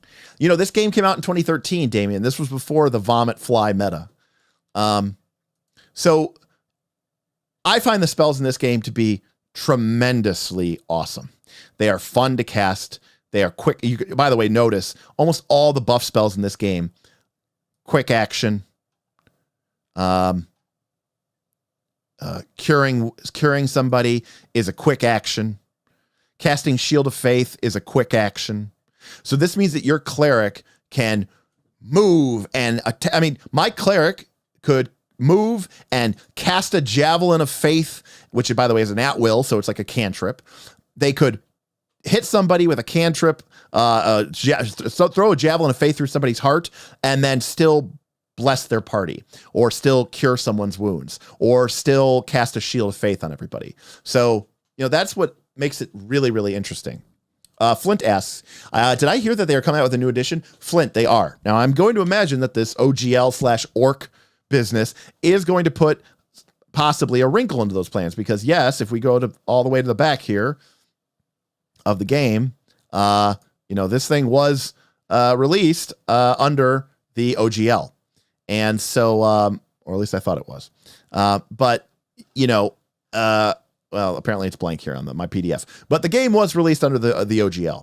And so there is this issue that they may want to change it to something like their own engine, their own license or something like that. But the point is they need to figure that out. But the second edition is very, very it's a revision. They're not changing the game. They're not updating everything. They're not changing around the whole game. So I think there's apparently a humble bundle for this entire game. There's some expansions. There's an expansion book. There's a bestiary book. There's a 13 True Ways, which has house rules, more classes. I'd pick it up because if you like the game, the second edition is just going to clean some stuff up, balance a little bit of the math. I'm sorry, it's not Humble Bundle. It's Bundle of Holding. Sorry, Bundle of Holding. Thank you, Boothby. And thank you, Casey. I find this class design to be tremendous. And it's at this point that I want to talk a little bit about how I've played 13th Age. There is a model in 13th Age. It's in the book, in the GMing section. They actually talk about this. Let's see if we can find it. Which is called the 10 can. Oh, by the way, because we're just here. They got a great they got a great index for the monsters. Like 4th edition, the monsters have a role. Okay. This monster is a trooper. This monster is a blocker. This monster is an archer. This monster is a caster. This monster is a wrecker. If you know 4th edition, or if you know Giffy Griff stuff from 5th edition, this is your soldier, your brute, your artillery, your controller. These are part of the game. You'll also see that the creatures can be normal sized, large, and huge eventually. So you got different sizes of monsters. And there is also something that they call the mook, which is basically a minion, right? So the game does have sort of built-in minion rules for creatures that have very low hit points, and you're able to sort of take out in swaths with your attacking roll. In addition, they have a really simple, easy way for you to build battles. This is probably, by the way, the most legit monster builder or encounter builder that I've ever seen in my life. I know this chart's a little bit confusing, but this is what I love about this game. Okay. Self-confessed cynic, can you dual class? Might solve my 1-2 level thing. Define dual class. Do you mean like multi-class, or do you mean like legitimately dual class? I mean, you could do whatever you want, I suppose. I mean, if you wanted to just take talents from both people, I mean, that's probably okay. I don't understand when everybody goes like, oh, 10 levels is not enough. Why? Because D&D has always been 20. Just make it 10. It's fine. Why not 40? Why not you should go play 4. If you like 20 levels better than 10, you should play 4th edition, because it goes all the way to 30. So by definition, that must be a better game because it goes to 30. What I have found in this game is it concentrates the power. There are no dead levels. Every level is awesome. You are getting a feat every level. The feats are very, very powerful. You are always getting new talents and tiers. You are always getting new abilities. And the abilities that you get are very impactful and they are very meaningful. But also, like if you look at the barbarian, he doesn't just start off with one ability. All right. Like you don't have to like build into your class, right? The barbarian starts with rage, of course, but then the barbarian also starts with 3 full talents or abilities or whatever you want to call them. You're right. Your barbarian might start with barbarian rage and slayer and cleave and whirlwind. And that's your level 1 barbarian. I like that. You don't have to wait to be awesome. This game starts you off pretty awesome right from the get-go. This is 13th Age, Grey Mouser. This was our original scheduled program. We started because of the orc news and because of the announcement. We started off with that, but so we spent the first hour or so talking about the implications of that release. So if you want to go back to the beginning of the stream and watch that, you're great to. But our original goal, my patrons had voted on our Discord that they wanted to see me talk about 13th Age tonight. So after speaking about this pretty important press release from Paizo about this open RPG license, creative license, after about an hour of that, we got into the 13th Age stuff. So I'm just kind of talking about 13th Age and about elements that I like about it. It is a D20 game, but if anybody's played 5th edition or Pathfinder 2 or 3rd edition, they will pick this game up very, very quickly. But, there are some unique things that this game does that I think are very well. So anyways, I like that the spells in this game are very powerful and they're very fun, and you kind of feel like a badass. Honestly, you do. You're very, very powerful. Chaos Mage was a blast to see him play, for example. Blueberry Detective, in our first 13th Age campaign, our buddy George played a Chaos Mage. Half the time he would do nothing, and then the other half of the time he would do like 2,000 damage or something insane. I don't even remember. It was pretty damn chaotic. Let's just say it that way. So it's pretty simple in that respect. Your hit points go up by level. You get a +1 by default to all of your checks per level. You're gonna have your background, and that's it. Now, GM Scott says, oh, by the way, each class has their own unique list of spells. The Bard has a list of spells. They're called songs. The Cleric has a list of spells that are called prayers. Here are the Cleric's prayers. Okay.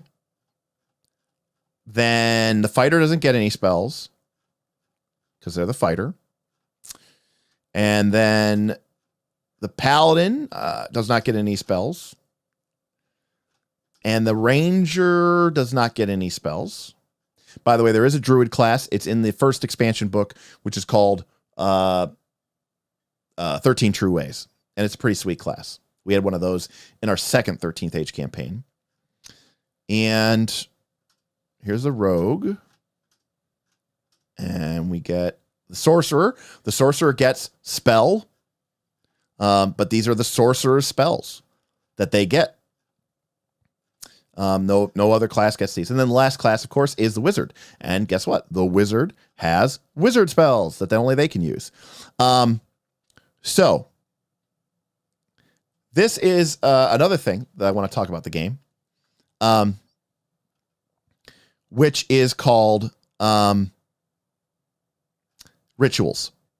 The Wizard gets this for free. It says, this little ability here says, Wizards can cast their spells as rituals. See page 192. Okay? Now, there's a feat that you can take called Ritual Caster that can give you this ability. But the Wizard gets it for free. Okay? And let's talk about rituals. All right? This is how rituals work. I love this so much. Most spells available to clerics, sorcerers, and wizards are either combat spells or they are useful in combat. Okay, so let me repeat that. The game acknowledges this. Most of Blueberry Detective says clerics get ritual casting for free as well. Thank you, Blueberry Detective. Okay, so the Bard and the Bard and the Sorcerer do not, which actually makes a lot of sense because if you think about the way that they use magic. Okay.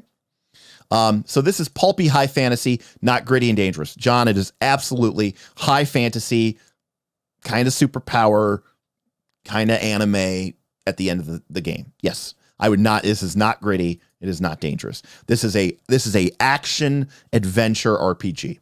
All right.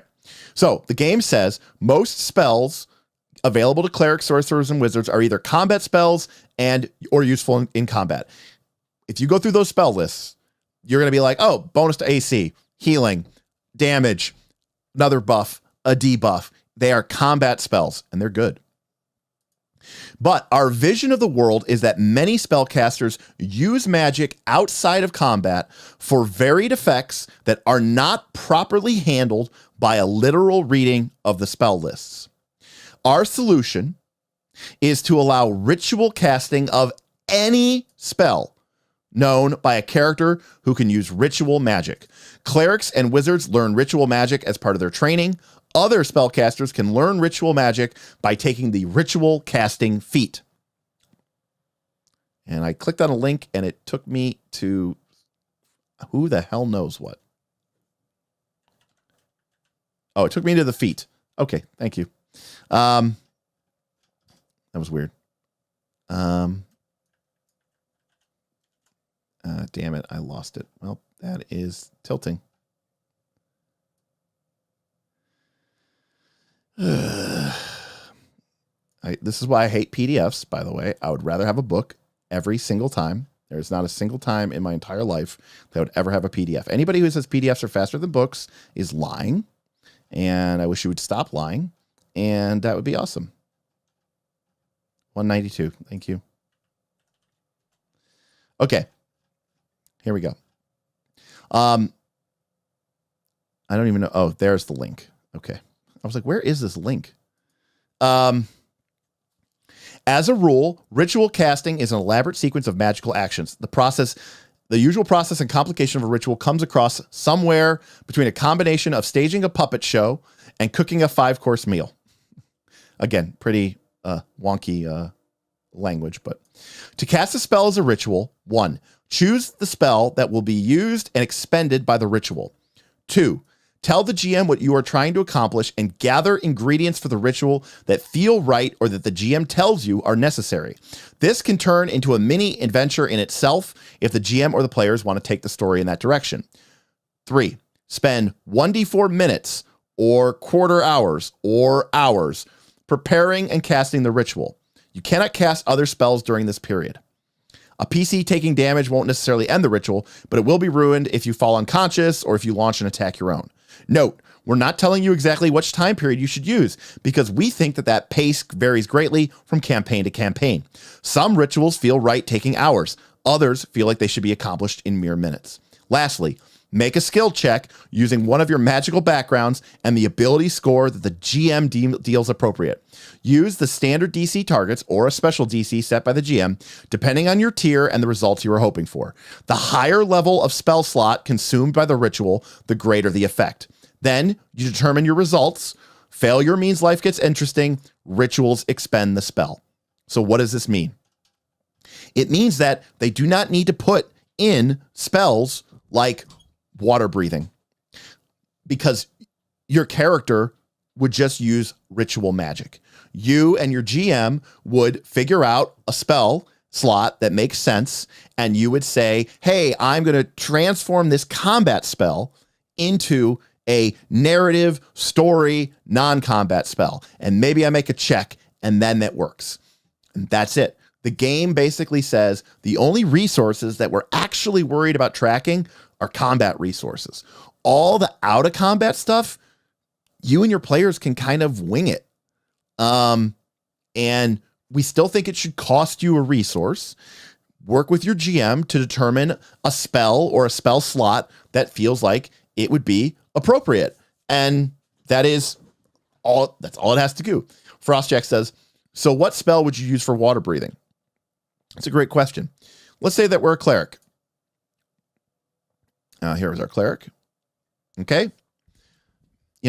Maybe Shield of Faith, maybe Bless, maybe Blessing just all in combat. Bless means gain a bonus to attack roll, but maybe Bless also just means praying to your God for a blessing. Dear great Paylor, Lord of the protection of all, please bestow upon us your blessing. Allow us to travel into the dark depths of the lake so that we may confront your foes and deal out your justice. Provide us with the ability to breathe the water and move through it. And the GM's like, yeah, that's awesome. You're using bless.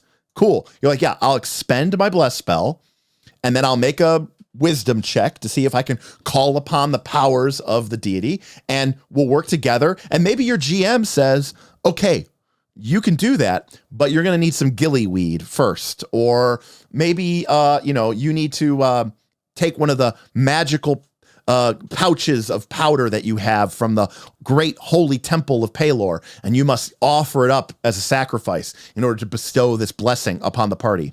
And that's it. Like that, we have water breathing. And as a player, you don't have to choose between, did I take water breathing tonight or not? And to be also fair, it's also a determination between you and your GM.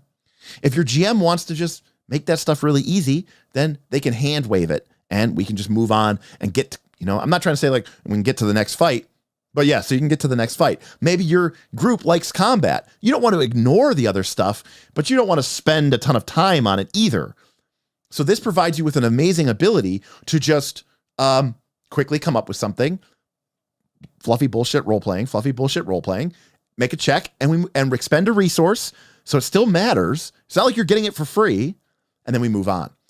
But another GM might make it a lot more advanced or a lot more involved, and that sets the tone for your game. And I think that is such a powerful tool as a game master and as a player, because now you don't feel like you have to pick between what's a good combat spell and what's a fun skip spell for outside of combat. Spellcasters get a lot of freedom to do some fun stuff with, but they don't get to do it for free. They have to make checks, they have to expend resources, and they're going to need their party members to help them. And that's what makes it feel so collaborative. But it's also not like a freebie winbie. It's not like, oh, I took the water breathing spell, now we just water breathe. Nope, it's always going to be a little bit more complicated than that, because it's going to involve this ritual. There is no water breathing spell in this game. So I like that. In fact, I like that a lot. It's one of my favorite things about the game. So you got fighters, you got paladins, and like I said, there's other classes: druid, chaos mage, something else I'm trying to remember from the other expansion books. And that's it. You build your class, you pick your race, you level up. It's 10 levels. And then it's got, obviously it's got information here about how to run combat. It's D20. You've got rules for stacking and rolling initiative, what you can do on your turn, how that escalation die increases. Again, this game is it's not designed to be used in a 5x5 grid. It uses terms like far away, nearby, a group, right? It is very much a sort of amorphous sort of read on the game. Very, very cool. I like it a lot. Here's another thing. If you're wondering where this came from Northern Reaches. Okay. Flee. Fleeing is a party action rather than an individual action. At any point on a PC's turn, that player can propose that the fight is going so badly that they can flee. If all the other heroes agree, if all the other players agree, the heroes beat a hasty and successful retreat, carrying away any fallen heroes with them. This is a rule in the game, people.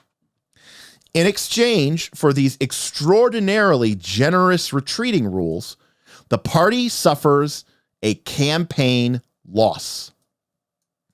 At the GM's discretion, something that the party was trying to do fails in a way that going back and finishing off those enemies later won't fix. If the heroes were on their way to rescue a captive from an unholy sacrifice, then naturally enough, that captive gets sacrificed. Don't worry. Overcoming setbacks is exactly what heroism is about.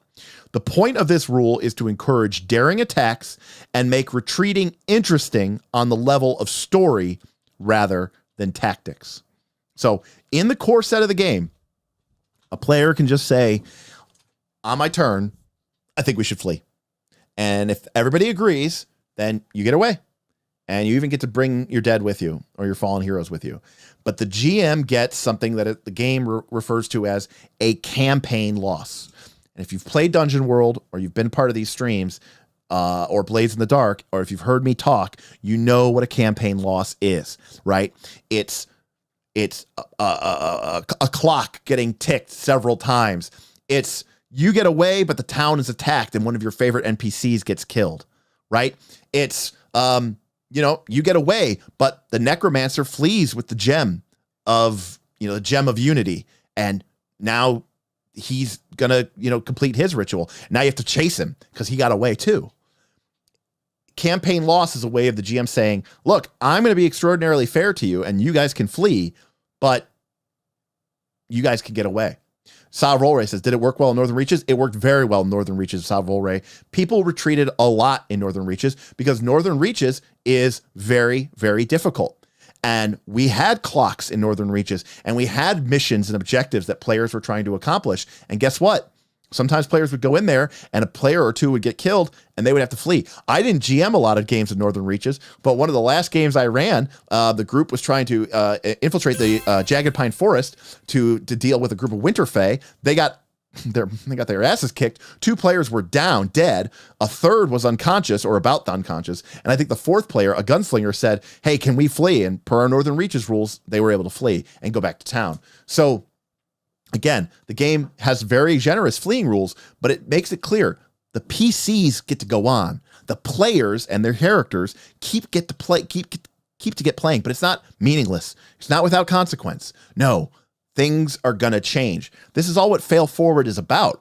The party failed, but if you could just flee and then just go back to town and rest up and regenerate and get back to full, and then just go back to the adventure and just pick up where you left off, guess what? That would be lame. That would be lame. And it would make victories meaningless, and it would make losses meaningless. This rule allows you to throw tough fights at your party. And if they win, then they won because of the strength of arms or luck or just pluck or good tactics. But if they do get in trouble and they start to lose, they can choose to flee. And guess what? There's going to be consequences to that. The villainous plan is gonna move forward. The orcs are gonna attack. The princess gets sacrificed. The prince is converted into an undead specter. Right? Something bad is gonna happen. But that doesn't mean our game is over. It just means it's going in a new direction, an exciting direction that none of us could have ever guessed. And that's what makes the game so exciting and so fun. And again, this is where they have this sort of more narrative first focus that is lacking in some D20 games. Chris, you changed my mind about PBTA and you're doing it here again with a super chat. Thank you, sir. Listen, I mean, I firmly believe that for many people, not everybody, but for many people, I believe that these games provide not a better experience, but a different experience that sometimes is exactly what you're looking for. But it's one thing to read the rules or to read about them. It's another thing to see them and hear them described about how they work and how they operate. And sometimes that's all it takes to kind of, push you over the edge. So one thing I wanted to talk about here, I think it was in here, is campaign types. Because I want to talk about how by the way, you can just see here, there's optional death. There's optional rules all over this book in the GM section. They've got long-lasting wounds if you want a grittier game. They've got meaningful death rules. Again, this is actually the designer quoting 7th Sea and saying, I only like for my PCs to get fully slain by named villains. So in his game, unless you're killed by a named villain, they don't die. They just get dropped into a deep coma that cannot be brought back until they are fully out of danger, right? This is another thing that people may not like. It says, don't sweat the modifiers. This game has a universal rule. You get a +2 bonus if you're in a good position. It says, you can often talk your way into a +2 bonus, but good luck getting something better than that. The bonus should be related. And then guess what? If you're in a shitty situation, it's probably a -2. the game does not have a laundry list of all the conditions that you can apply to it. It basically just says, if the PC's like, well, we're flanking them. It's like, okay, yeah, +2. And you're like, I jump onto the table so that I'm above him. I have the high ground. Yeah, +2. I'm going to swing on it in a rope and lower my spear so I'm swinging and have the momentum from the spear. Okay, +2, right? The game basically just says, don't sweat the modifiers, right? In general, don't worry about the modifiers for range and corners and flanking and position. Just come up with it, right? Like it's don't sweat the modifiers. Vin is in crisis. So yeah, it's just very, very, very easygoing and, very much more putting power in the hands of the GM for sure. So running the game. I just want to talk about, so, here's your basic DC. Like here's the level by level here's the DC by level, how much damage a trap or something would do. Here are your environmental DCs. Here's building a battle. So this is one thing I really like about this game. So like 4th edition, the way this game works is if you have 5 PCs, then you need 5 points of monsters. If you have 4 PCs, you need 4 points of monster, right? That's the way it works. So the way this works is if we are in the adventurer tier, that's the first 4 levels of the game, then a monster, which is the same level as the PCs, is worth 1 point. So if we have 5 PCs and they're level 2, then we would need 5 level 2 monsters. That's the same level. And each one would be worth 1 point, which would give us 5 points, which is how many PCs we have. Cool. We have a reasonable fight. But what I like is that they go, look, we understand that PCs just always get more broken as you go higher in level. So as you go up into the champion tier, which is levels 5, 6, and 7, and you go into the epic tier, which is 8, 9, and 10, for a monster to be equivalent to the PC, the monster actually now has to be 2 levels higher. So whereas before at level 1 or 2 or 3, a level 1 or 2 or 3 monster was worth 1 point, if I'm a level 9 PC, I need a monster that is level 11 in order for it to be counted as being worth 1. So whereas my level 3 PC fought 5 level 3 monsters, or I should say my party of level 5, or my party of 5, which were all level 3, we would fight 5 level 3 monsters. If we were level 9 and there were 5 of us, we would have to fight 5 level 11 monsters in order to have a tough fight. Because the game understands you just get broken and badass. Could they not have just made the level 9 monsters stronger? Frostjack, they could have, but I think they wanted to keep their math just constant and easy. That way for you as a GM, it's easier for you to just apply a formula to know how many hit points a monster should have, what should their defenses be, et cetera, et cetera. So it's just easier to have one formula that applies across all of the levels of the game. And that way, as a GM, once you learn that formula once, you can apply that formula again and again and again and again. And, that way it's easier to get there. So I don't know if they have a rule here for, I think it's in one of the books, but they have like the rules for like how you make a monster. It's just, they basically follow a formula with a little bit of a modification. So it's really easy to make. So here's what I want to say. I've run 2 campaigns of 13th Age, and both of them were this level variant, which is called the 10 session campaign. Basically, we played 10 sessions of 13th Age. At the end of each session, everybody gained a level. So first session was they were all level 1. 5th session, they were all level 5. 10th session, they were all level 10. And then the campaign ended. It is basically designed to kind of tell, it's almost like more like a movie or maybe like a short series, but the party, you get to play the whole campaign. You get to play 10 levels in 10 sessions. and you just do this amazing, incredible things. And they have a couple of changes to change, or they have a couple of changes to the rules in order to make it work a little bit better. But it's just boom, boom, boom, boom. High action, high fighting. Everybody starts, real low, and then like 3 months later, you've got a successful campaign under your belt, having gone through the entire campaign 1 to 10. We have done this. I've done this twice now, and both times it was so fun. I loved it. Marco, is the game going to be affected by the OGL change? So Marco, great question. I'll answer you this. The game isn't changing substantially, but right now, the game was released in 2013. So it's been out for 10 years. It's been out for a long time, longer than 5th edition. And the writers have gotten enough interest that they are going to do a 2nd edition of the game. I imagine, Marco, and I've seen early alpha or beta of the game, and it is not changing a lot. Okay. They're going to update some things. They're going to change some things.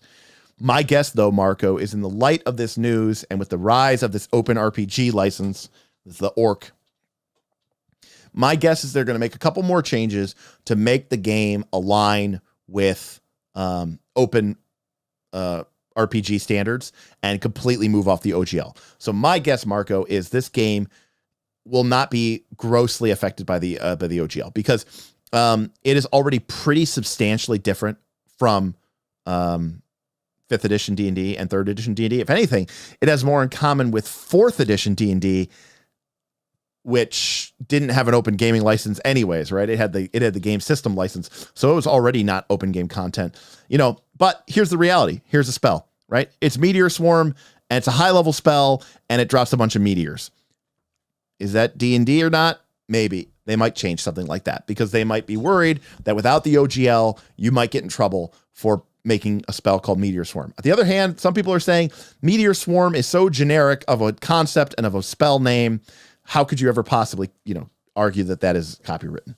But needless to say, if you read this spell description, it is very different from the Meteor Swarm that you would see in Pathfinder 2. Because in Pathfinder 2, Meteor Swarm reads a lot like the Meteor Swarm you would read in 5th edition. Don't get me wrong, you're still spreading meteors onto people, but this spell does, it is very different. You're rolling D4s, and it could be cold, it could be lightning. So it's a little bit, it has a very different feel than from some of the other games. And yeah, honestly, that's about it. It's got a real great little GM section. The monsters are quick and easy to run. The stat blocks on the monsters. Here is a huge red dragon. By the way, this is about as powerful as they get, because this is huge, which the game, if a monster's bigger in this game, they're actually more powerful, right? Like a huge creature should never just be low level. So a huge creature like this is designed to be fought kind of one versus the party. This huge red dragon has 1,200 hit points. So that's a lot. It has fangs, claws, and tail, which is plus 19 versus armor class, and it gets to make 3 attacks, and each of those attacks deals 70 damage. If you roll a even, then you get to make a 4th attack. And if you roll another even on your D20, you get to make a 5th attack. So potentially this creature could, chomp, chomp, chomp, chomp, chomp, chomp, chomp, chomp, chomp, chomp, chomp, chomp. It also has a breath weapon. And here you go. And you can see sort of the abstract concept of this game, right? Look at this fiery breath. It says 2d3 nearby or far away enemies. So when this creature goes to attack with its fiery breath, you're going to roll 2 3-sided dice, and you might get a 2 and a 2, or 2 and a 3, and you say, okay, I can attack 5 nearby or far away enemies. So creatures close to me or far away from me. And we don't worry about cones. We don't worry about spreads. We don't worry about lines. Again, this game isn't played on a grid. It's designed for a more loosey-goosey, abstract theater of the mind. You can still use minis just to sort of help everybody understand what's going on, but you really do not need them. So monsters, like I said, and that's a dragon, so that's one of the more complicated monsters. I just randomly ended up in dragon. But the monsters themselves are pretty basic. Here is a rock, right? A vulture demon. They can make 2 attacks that do 30 damage each and ongoing 15. Random side note in this game, ongoing damage of the same type stacks. So if you get hit by this guy's claws twice, you're taking 30 ongoing poison. If you get hit 3 times, you're taking 45 ongoing poison. Go figure. It's brutal. So yeah, the monsters are super, super simple, but they've got 1 or 2 little abilities that kind of let them be cool and be special, and that's it. But this isn't even the monster book. They have a bestiary book, and it has more monsters, and it has more detail of monsters. This basically covers all of your basics, decrepit skeletons, giant rats, goblin scum, orc warrior, human zombie, minotaur, owlbear, stone giant, iron golem, Marilith, vampire, right? Just the basic stuff. Jonathan, this is the 13th Age core rulebook. So we were talking about the new open license that Paizo announced, but we spent about the first hour talking about that. But after we talked about that, the stream kind of transferred into talking about the 13th Age game, and and about what this game does and what this game is about. It's a sort of a variant D20 game that was made by the designers of both 3rd edition and 4th edition, Jonathan Tweet and Rob Heinso. And it's a very interesting take on the D20 system. It has a lot of the cool crunchiness of 4th edition, and it has a lot of narrative, dare I say, indie elements that kind of came out of, this game was released in 2013. So, the indie game movement really started to come to a fore in like 2008, 2009. 4th edition really, because 4th edition kind of, didn't appeal to as many people as they thought it would. It kind of splintered the group up, splintered the player base up, and people started looking at different games. And this game sort of benefited from this. It has a lot of those narrative elements encapsulated in that. So, I can't believe I've been linking a WoW head link the last 2 times I promoted the bundle for interested parties.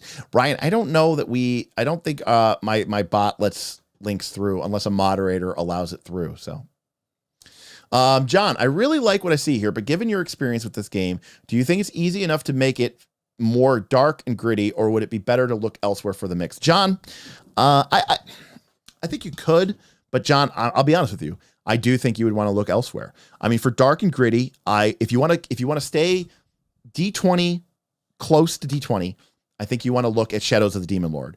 I think that game does dark and gritty to a T, better than any system that you're going to see. If you want to go outside of the 20-sided die, then you could look at a game system like Against the Dark Master.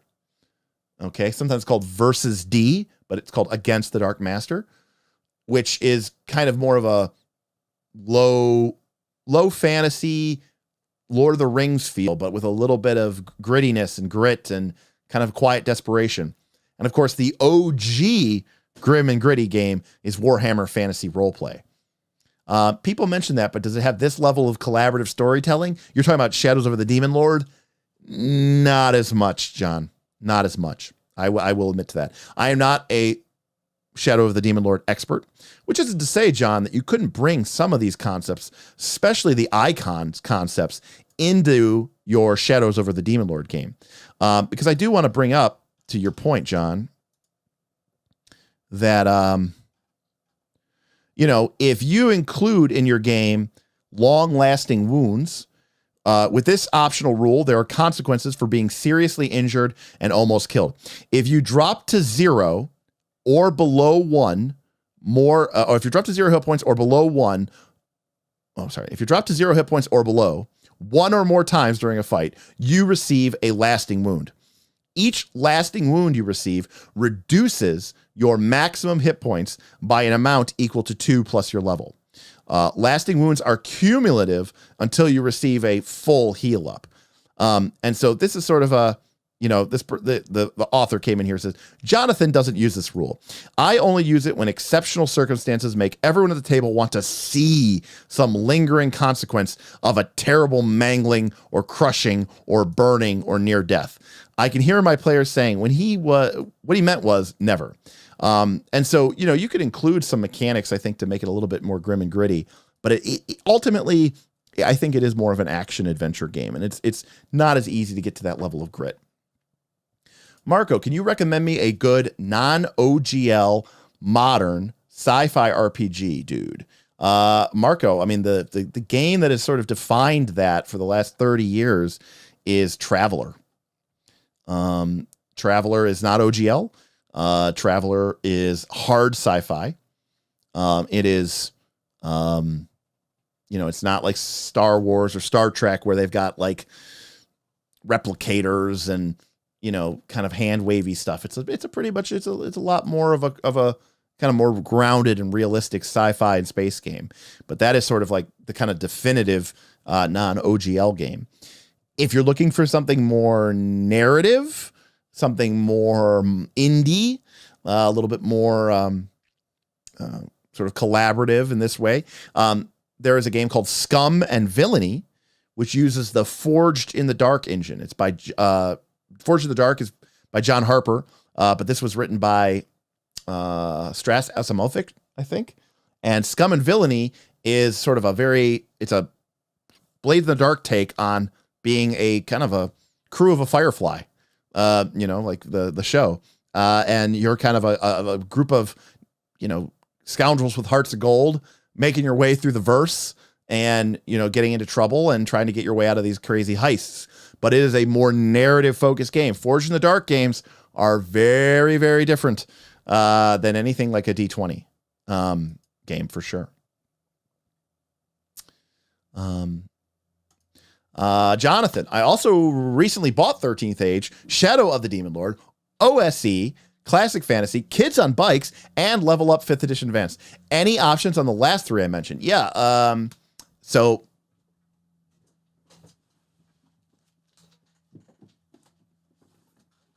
I mean, my copy of OSE is right here.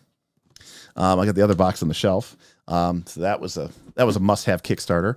I've had the PDF for a while, but I wanted the books. And the nice thing, Kids on Bikes is a cool game. I haven't picked it up. I haven't read through it, but I mean, there's so much you can do with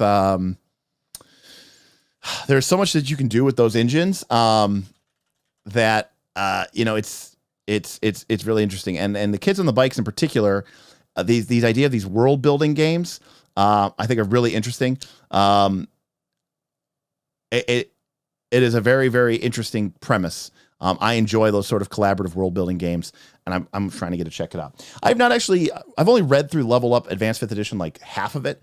But everybody who has played it says at least it's better than 5th Edition. So I'm inclined to believe. So, oh snap, he went to the shelf. Oh well, Jaham, you're new here. I go to the shelf a lot.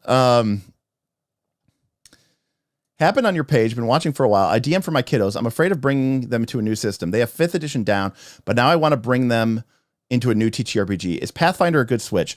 Gaming Mob family, I think it depends on what your kids enjoy. Pathfinder 2 has a lot more crunch to it. There's a lot more choices. There's a lot more, you're picking more feats at each level. You could really build a very, very highly customizable character. Pathfinder 2 is like, they're all Legos, but Pathfinder 2 is like a more complicated Lego set, like one of those old Lego Technique sets. You can still build just as fun of stuff with ordinary Legos, but there's a lot more pieces and it gives you a little bit more freedom and it gives you a lot more ability to create different expressions of how you want your character to be reflected. But that does come with an added level of complexity. I enjoy the game. We've been talking about it on this channel for 2 years. I own most of the books. We've played 2 actual play campaigns on the channel, but there are downsides to the system.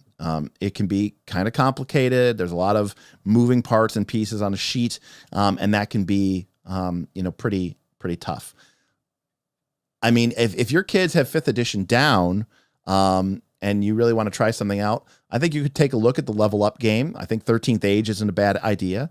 And if you want to venture out a D20, I'm not saying you do, but something like Fate or Cypher, the Cypher system, could be a really, really awesome choice for them. I think if you want to try to do something that isn't just standard D&D style games, right, where it's binary pass fail, make a D20 roll, pretty basic, in terms of your character's expression. They're really more of a collection of combat stats than anything else. A game like Cypher or Fate will sort of start taking your characters and taking your kids on a more narrative journey and start asking them to be more storytellers. And that could be a fun thing for you as well. So, is Tunnels and Trolls adaptable for modern age gaming? I mean, as in used to make a copy of Urban Arcana from D20 Modern. That's a great question. I don't feel qualified to answer that. I do not know.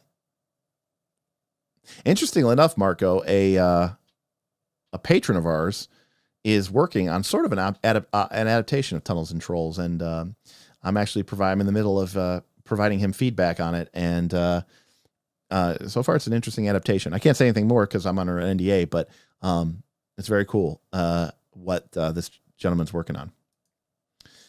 GURPS isn't a bad option either, but I think GURPS can be a little fiddly too, and there's a lot of math there and the points accounting, and it can get a little crunchy unnecessarily, in my personal opinion. It could work really well for you, but that's kind of generally how I feel. So, so what I like to do this here with our polls. I know we've lost some people, but that's okay, because I bet a lot of people were just interested in the orc stuff, which is fine. I think it's gonna be crazy. I'm sure we're gonna talk about it more, but let's do some polls here. The orc. How are we feeling about the orc? So we've got a couple options here.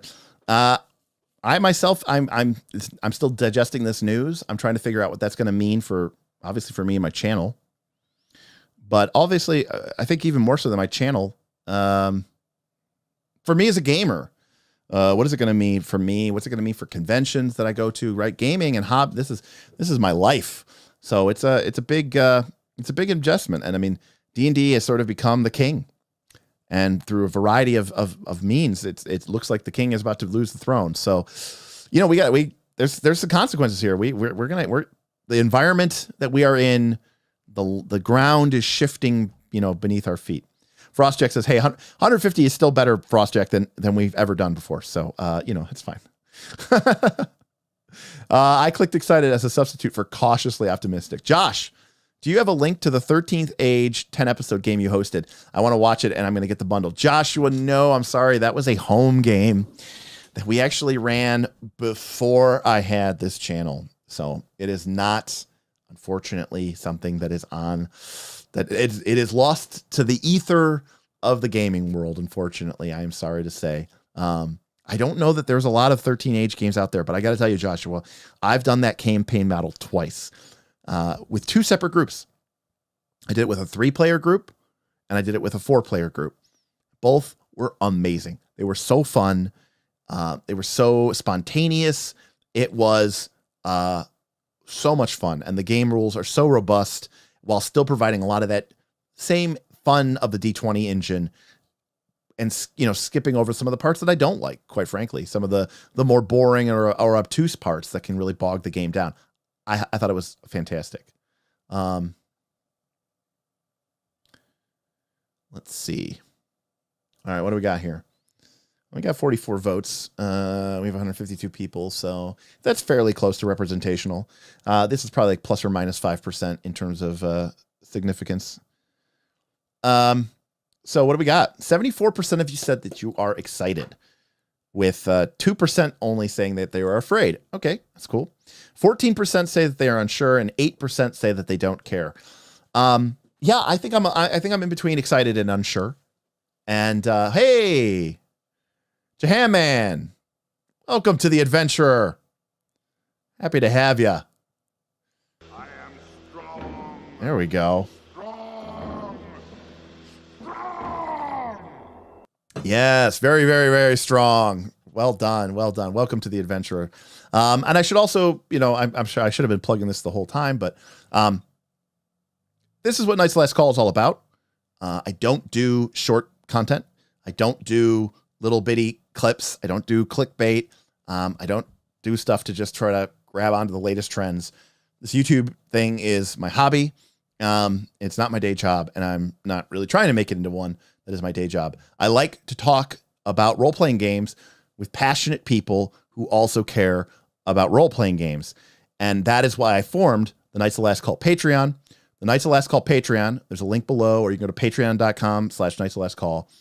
There's a lot of cool fringe benefits. You get extra videos, you get access to, special live streams that only patrons get.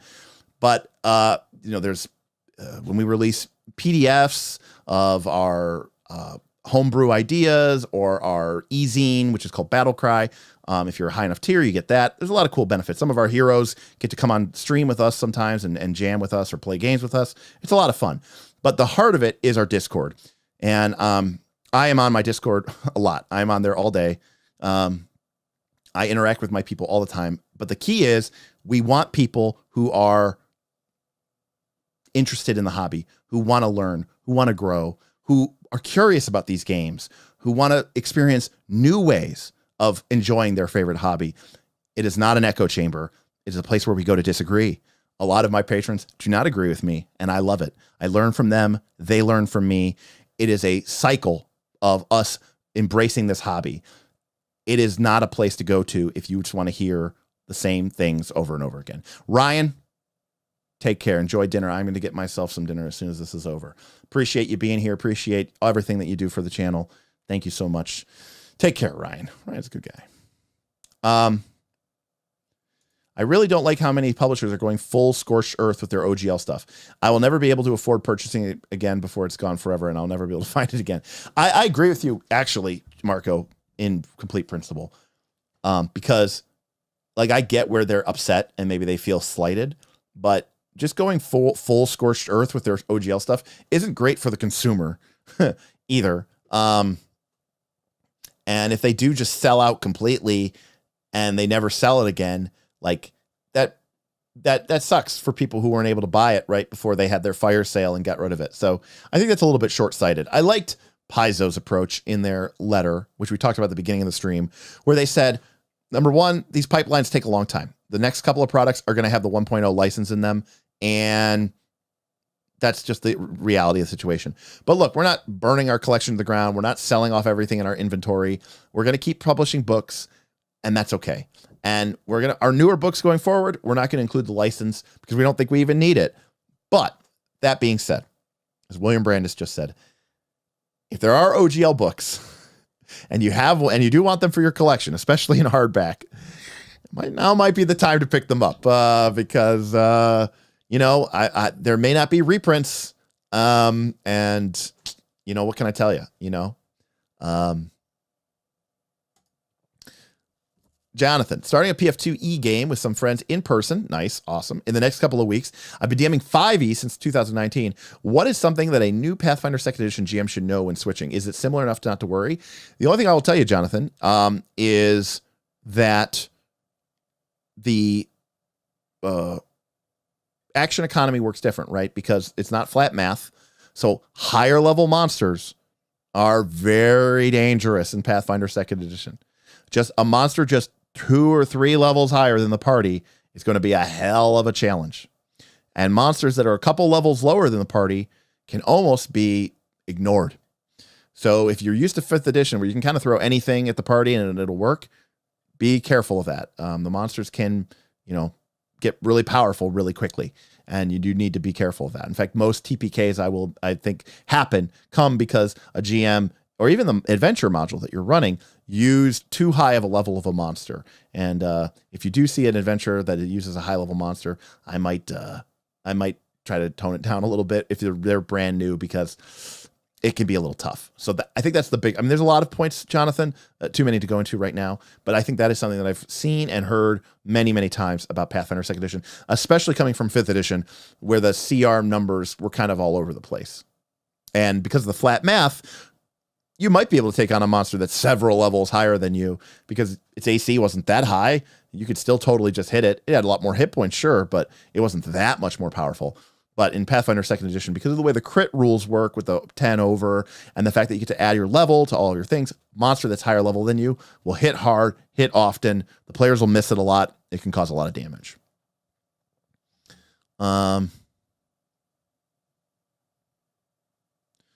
Yeah, I mean, the new OGL, John M., I don't think Wizards of the Coast expected for small companies to sign it. I really don't. I think they intended to squeeze those people out. That would be my guess. Yeah, there's probably a feeling here of deja vu for sure. It is. I mean, at this point, it's just becoming a recurring theme, I guess. What OGL books does everyone want before they're gone?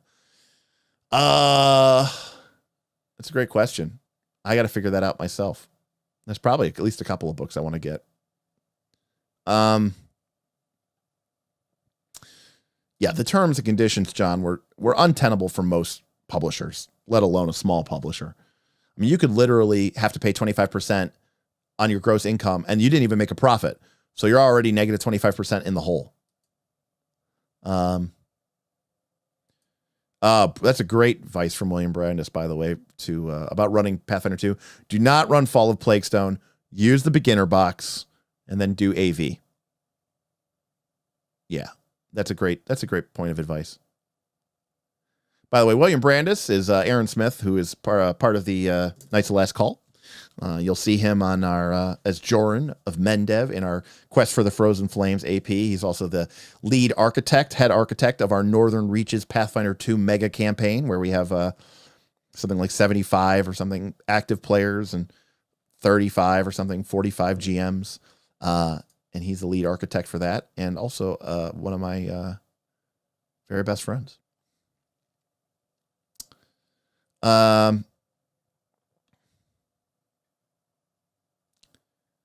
Yeah, the 30-day notice thing. I mean, I don't think they were terms that anybody was ever designed to accept. So, Mighty Dave, I'm going to agree with William Brandis here and say that I agree. I think Path Builder is a great tool, but I do like for people to build their character and know how the game works, and actually not just have the thing calculate everything for them, because I think it connects you to your character in a meaningful way. I think having the character builders, is a shortcut, but I think there's value in knowing how to actually do it. I think that's important. I think it builds a better connection with the character. It builds a better connection with the system.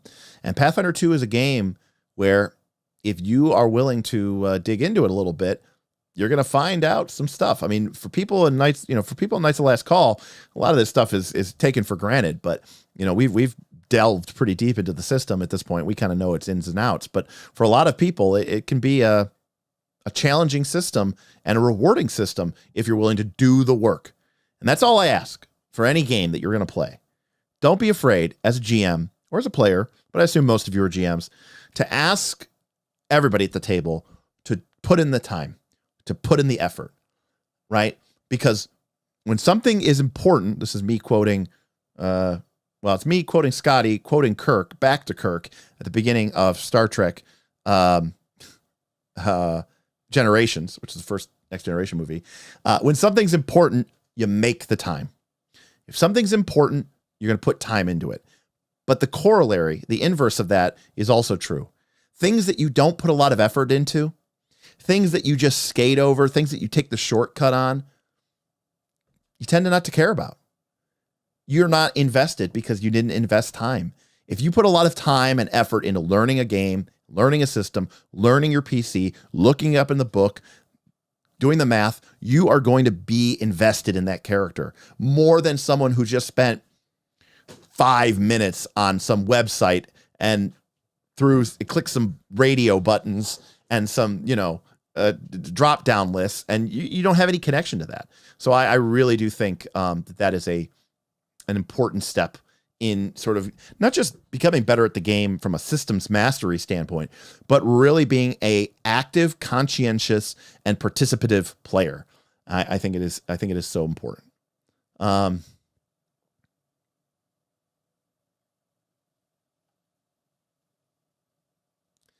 I do not know what's going to happen, Marco, if WotC does a full backpedal.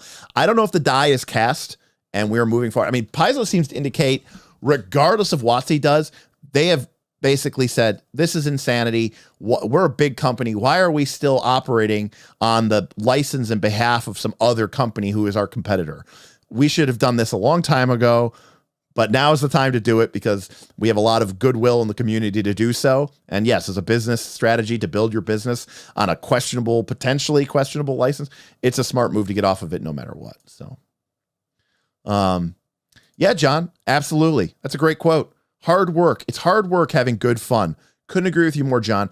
And TTRPGs are a fantastic example of that. They are not a passive hobby. The GM should not be the one who is working the hardest at the table. Okay? The players should be working hard too. The GM should not be expected to be everything at a table. The rules master, the game master, the umpire, the person who organizes everything. Other people should show up and should put in the fucking effort. Sorry. Passionate. Sorry,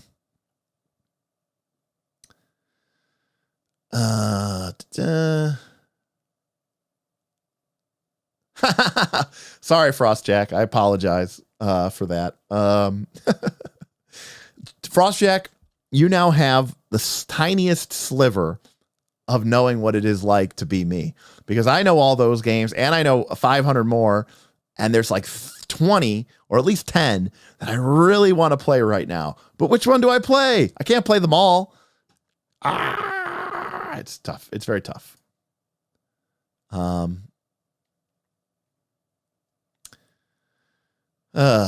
Orc is a great name, GM Scott. I'm going to agree with that. So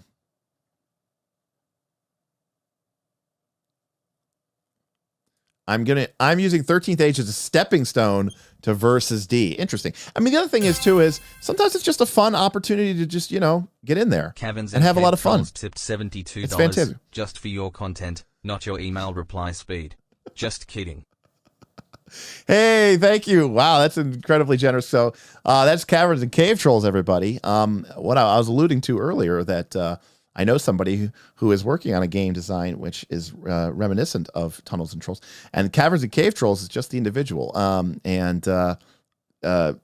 Honestly, for a first-time effort, I've been very, very impressed so far with their work. So really looking forward to that, although I imagine they're Mr. Cave Troll.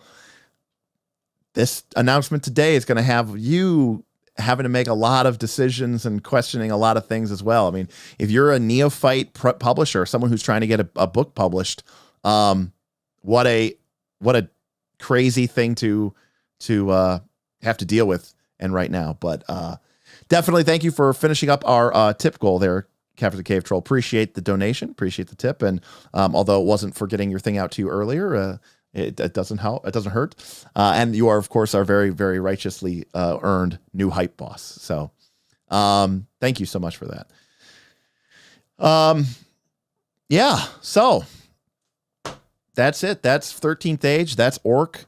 Check it out. If you're interested in weaning your way off of the D&D nipple, and you're not ready to just go full into, maybe you're not fully ready yet to just, dive head first into a game like Thirsty Sword Lesbians or Mouse Guard and be a bunch of, anthropomorphic mice. Maybe you're not ready for that. Or hey, maybe here's more anthropomorphic creatures in Root. But 13th Age is a fantastic stepping stone. It's a lot of fun. It's a great game. It'll help you as a GM improve your ability to play a little off the cuff, maybe play a little bit more low prep or no prep, be a little bit more of a responsive GM who sort of creates emerging storylines with your players at the table live instead of just prep. It's an interesting way to break your game free from maybe the tedium of minis and 5-foot grids and people thinking about your game like it's fucking XCOM. It's a great way to get people back up in here between the eyeballs and the ears rather than having all their focus and attention down at a grid. And it's also just a hell of a fun fantasy game with a lot of really fun, cool, neat mechanics that are fun to play with. And if you're used to playing, especially like games like Pathfinder 2 or something like that, or 5th, like the damage values and the spell value damage in those games can be the big numbers go burr. It's big. It's fun. It's awesome. You know, to be a cleric in that game and to give somebody 150 point temporary hit point buff, it's like, whoa, okay, that's a lot of fucking hit points. So it could be a lot of fun. Will you do a 13th Age series? Would love to watch it. Joshua, there are so many games that I would love to do, but if I'm going to be honest, Joshua, and I will be, doing series, if you're not Critical Role or Dimension 20 or Adventure Society or, Acquisitions Incorporated, if you do an actual play, it is very, you'll lose money. You won't make any money. Nobody watches them. They're very tough to watch. And even the people who do watch them, any show, even Critical Role, loses viewers week over week over week over week over week. People just, they lose interest, and the games are long and they're not tightly paced like a movie would be or a TV show. It's a big investment. And when you do a series, you have to think to yourself, well, if I'm starting with a niche game like 13th Age, I mean, if I was starting with a game like D&D 5e before all this nonsense started happening, that's my maximum possible audience. And that alone isn't enough. So if I'm starting with a game like Pathfinder 2 or Call of Cthulhu, that's the second or third biggest game. And even that's probably not that big enough. If I go even smaller than that to 13th Age or Legend of the Five Rings, then I'm in real trouble. And it's interesting that I say that because that's exactly what we're doing, Josh. Just not with 13th Age. Our group has a studio that we rent. We have a separate studio. If you go to our page, we have a couple of, I think I have a couple images from our update. We've been building out a new studio. Before it was pretty bland and basic, just a place for us to podcast and play games in person and record it. But now we're building like sort of a castle look to it. And our first intention when we build it is we are going to be doing a series on Root, which is a Powered by the Apocalypse game with anthropomorphic animal people in a highly contested political environment, based off of a board game, but it's a role playing game, and that's not going to make us any money, but we're going to do it because we want to, and because we think it'll be fun, and because our patrons would like to see it, and they are the reason why we still have a channel. So there we go. Do you ever have review videos of Thirsty Sword Lesbians and Mouse Guard Dude? I have not done a review of TSL or Mouse Guard on the channel, but I've done reviews of other PBTA games, and we've talked about Root, we've talked about Blades in the Dark, we've talked about some of my other favorite PBTA games. I think we have a video, Marco. If you go back, I think it's a live stream, and it's called PBTA, My Favorite PBTA Games and Mechanics. I think if you go watch that, you'll be pretty happy with that. I think we talk about Thirsty Sword Lesbians in that episode, but I've not done a dedicated TSL review, but it comes up all the time in my live streams because I really like the design of the game, and it did win the ENnie this year, or well, in 2022 it won the ENnie. So obviously, great game. Let's see. I know, it's crazy. Rick, we had like 240 people earlier when Roll for Combat gave us a shout out. So fantastic. Have you spoke about or know about Kobold Press's new TTRPG? Interested to hear your thoughts. Gaming Mob Family, I do not. I know that they have obviously, I think the whole industry right now is sort of backpedaling, or not backpedaling, but just reeling. And I know that they definitely want to probably do something that's fantasy D20, but I think now that, and this is my hope, Gaming Mob family, this is my hope. My hope is that people are that this is going to be a sea change.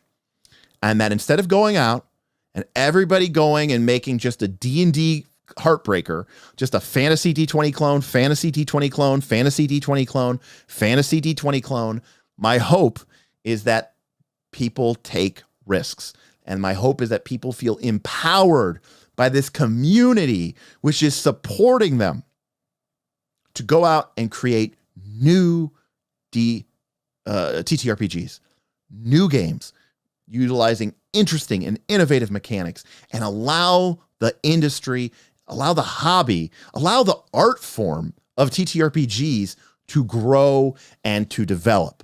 Part of the reason why I love reading all these different RPG books and all these different systems is because I get to experience new ideas. And I think that's fantastic. Now, I know Caverns and Cave Trolls is being sarcastic here. So happy that 200 new RPGs are coming out this year. Number one, Caverns and Cave Trolls. I don't think it's going to be this year, so I think you're in luck. But I actually completely disagree with you, Caverns and Cave Trolls. I think this is going to be great for you because I think people are going to be put into a mind space where they are interested in trying new things. Before they would, if it didn't say D&D 5e compatible, they weren't going to ever look at it, ever. And for the first time in like 5 or 6 years, you've got this huge group of D20/5e people who are shopping. They are looking, and they are going to start to pay more attention to games that aren't just D&D or D&D compatible. So I actually think it's a tremendous win for you. And for everybody in your situation. And I think this license is going to be a great win for you if they can pull it off the way that they say they're going to do it. So I think it's great for you. Obviously, I'm not a business person, but and I've never published, so it'll be an interesting thing. But I honestly, obviously, I fully support what you're doing, and I think it's a crazy time, and I don't know, it's exciting, and it's fearful, and it's exciting. So I think it's kind of crazy, I think it will be, Mike. Or Dave, sorry. I think it will be. I think it'll be good for the industry. I think it's going to be bad for some people. It is going to be bad for some people. I'm sorry to say that. It's going to be bad for some people. It's the same way that, well, not every, forest fires obviously are not great because of drought, but forest fires are an important part of nature. They clean out the dead wood. They allow new growth. And yes, it is unfortunate when some people lose their homes. It is even far more tragic when people lose lives, obviously. But it is also a part of the growth cycle. It's part of the way that the forest rejuvenates itself. And the weight of 5th edition D&D has just been choking out the RPG industry now for years.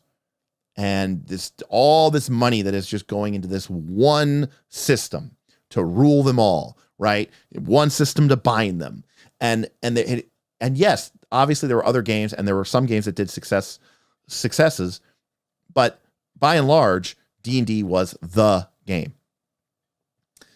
Dang, I haven't heard Fantasy Heartbreaker in decades. Oh, Chris, there's Fantasy Heartbreakers all the time getting made. But yeah, I mean, to be honest with you, Chris, I don't know about decades, but Fantasy Heartbreaker, that was like the name of the game back in the early 2000s when people were first exploring the OGL. But we haven't seen the Fantasy Heartbreakers because now the people that used to go make the Fantasy Heartbreaker just publish something for 5e instead because they know it's going to sell. And if I'm sitting there and I'm thinking, and I'm a business person, and I think I have a great idea for a game, I have a really innovative idea for a game, I could go and I could make my own game with my own mechanics that really, I think, are revolutionary, and it'll sell 10,000 copies. Or I could just make it 5e compatible and it'll sell 80,000 copies. Which one am I going to pick? It's a lot of people are going to pick the 80,000 copies, and I don't blame them for that. Why struggle? Why struggle? Super chat, massive super chat from our friend Rick Sherman.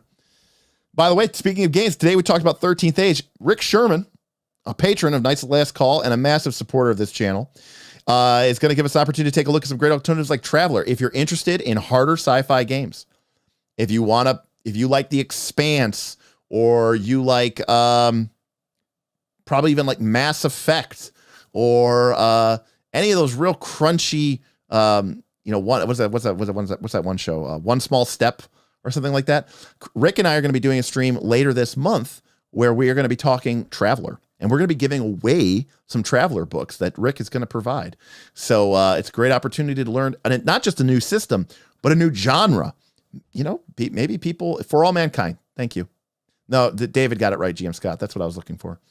So if you like that harder side, Battlestar Galactica is probably my closest analog to a sort of a more hard sci-fi, right? No magic. Maybe there's some vague concepts of religion or prophecy, but there's no spellcasters. There's no Jedi mind tricks, right?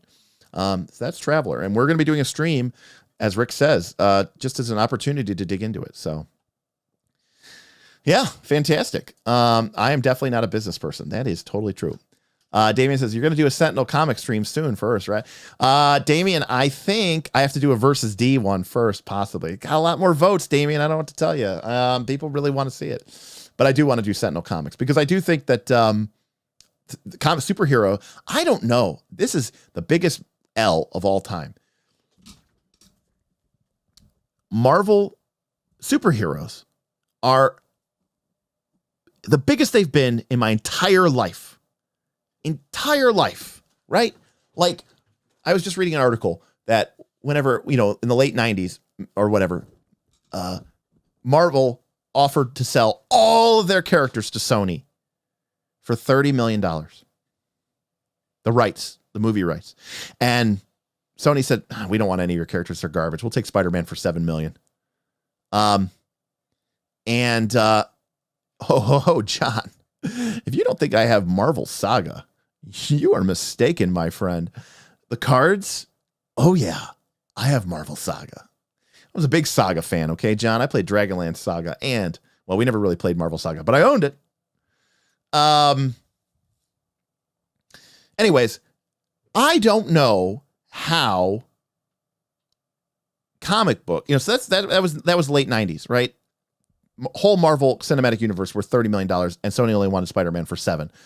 Now they are the biggest movies ever. The last 10 years, the last 15 years. Unreal. The DC universe, questionably bad, but we've got movies, we've got TV shows, we've just got everything. And yet there's nobody playing superhero RPGs, right? There's nobody playing superhero RPGs. How is that possible? It boggles my mind. Danar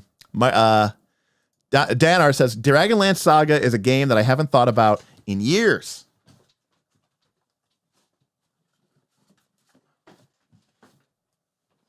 Oh yeah, buddy. We got it right here.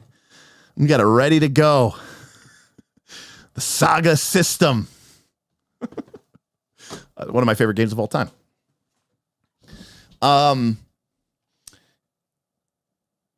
Damien says, Marvel has a new RPG coming out, but it is not good. Yeah, I mean, the last, some of the games that have come out have been bad. Like the official promoted by Marvel superhero games have been bad. Like all of the official Marvel games. Like there have been good games, but not in a long time. It boggles my mind for as big as comic book superheroes are in the media that it's not been a bigger part of people's life,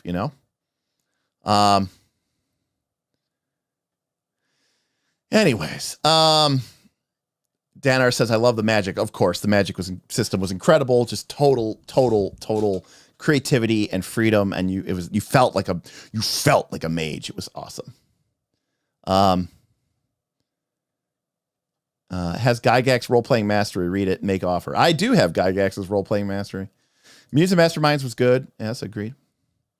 Aberrant, I don't know. I've read it, but I don't think I own it. I don't know how I read it, though. Champions is very clunky. Most of the official Marvel games are terrible. Mutants and Masterminds are icons, baby, are really good. Yeah, Mutants and Masterminds, Dan Arris, has been our go-to game for a very long time. We've got first edition, we've got second edition, we've got third edition. And yes, Dan Arris, we have icons. The Assembled Edition by Steve Kennison, who, of course, is one of my favorite game designers out there. Just an incredible game. Icon's a lot of fun. Very quick, easy, pick up play. You want to play superheroes with your kids or people that are just very lightly involved with role-playing games, pick up Icons. It's a beautiful book. I love this pocket-sized digest. Very easy, very fun.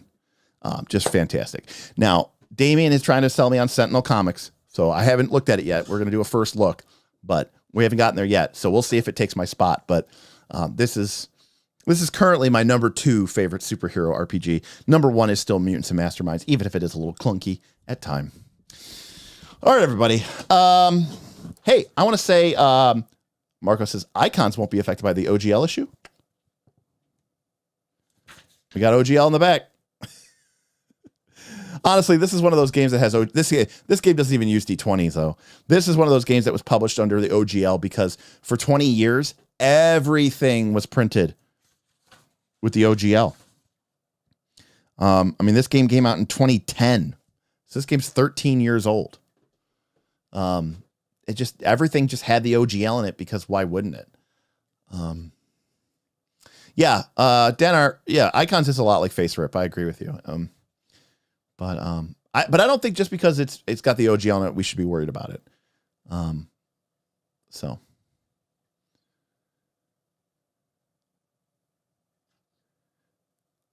Well, what does Salty Bacon say? The Marvel comics are really struggling. Manga has been outselling counts like 10 times. Oh, I believe it. That makes sense. I mean, kids are more into that now. So, hey, I want to say thanks everybody for hanging out with us tonight. In a little fun impromptu stream. We have hopefully made some new friends here. Appreciate it. Appreciate all of my Nice to Last Call patron family for coming out and giving us some great support and some amazing tips and super chats. You guys are obviously the best, the goats. This RPG. That one's for you all.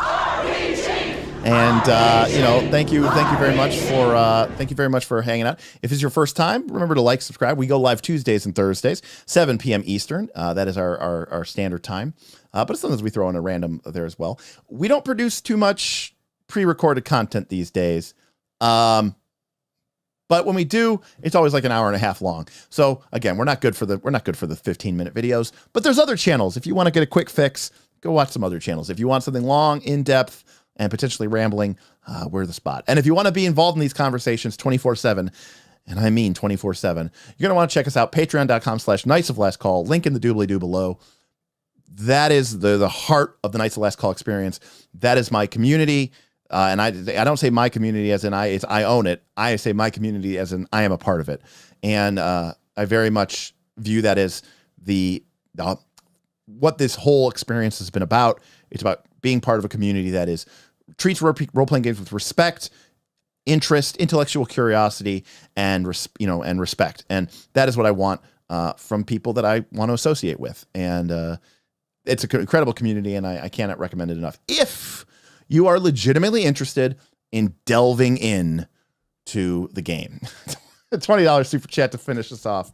Sentinel Comics stream. Damien, we'll do Sentinel Comics stream. We'll do a first look. Okay, buddy? We'll do it. We'll do it. We'll do it this month. Okay, Damien? We'll do it. I'll do Versus D and I'll do Sentinel Comics. That is what we're going to do. So thank you, everybody. We'll see you next time, I guess. Knights of Last Call. Peace out, everybody. Have yourself a fantastic, wonderful evening.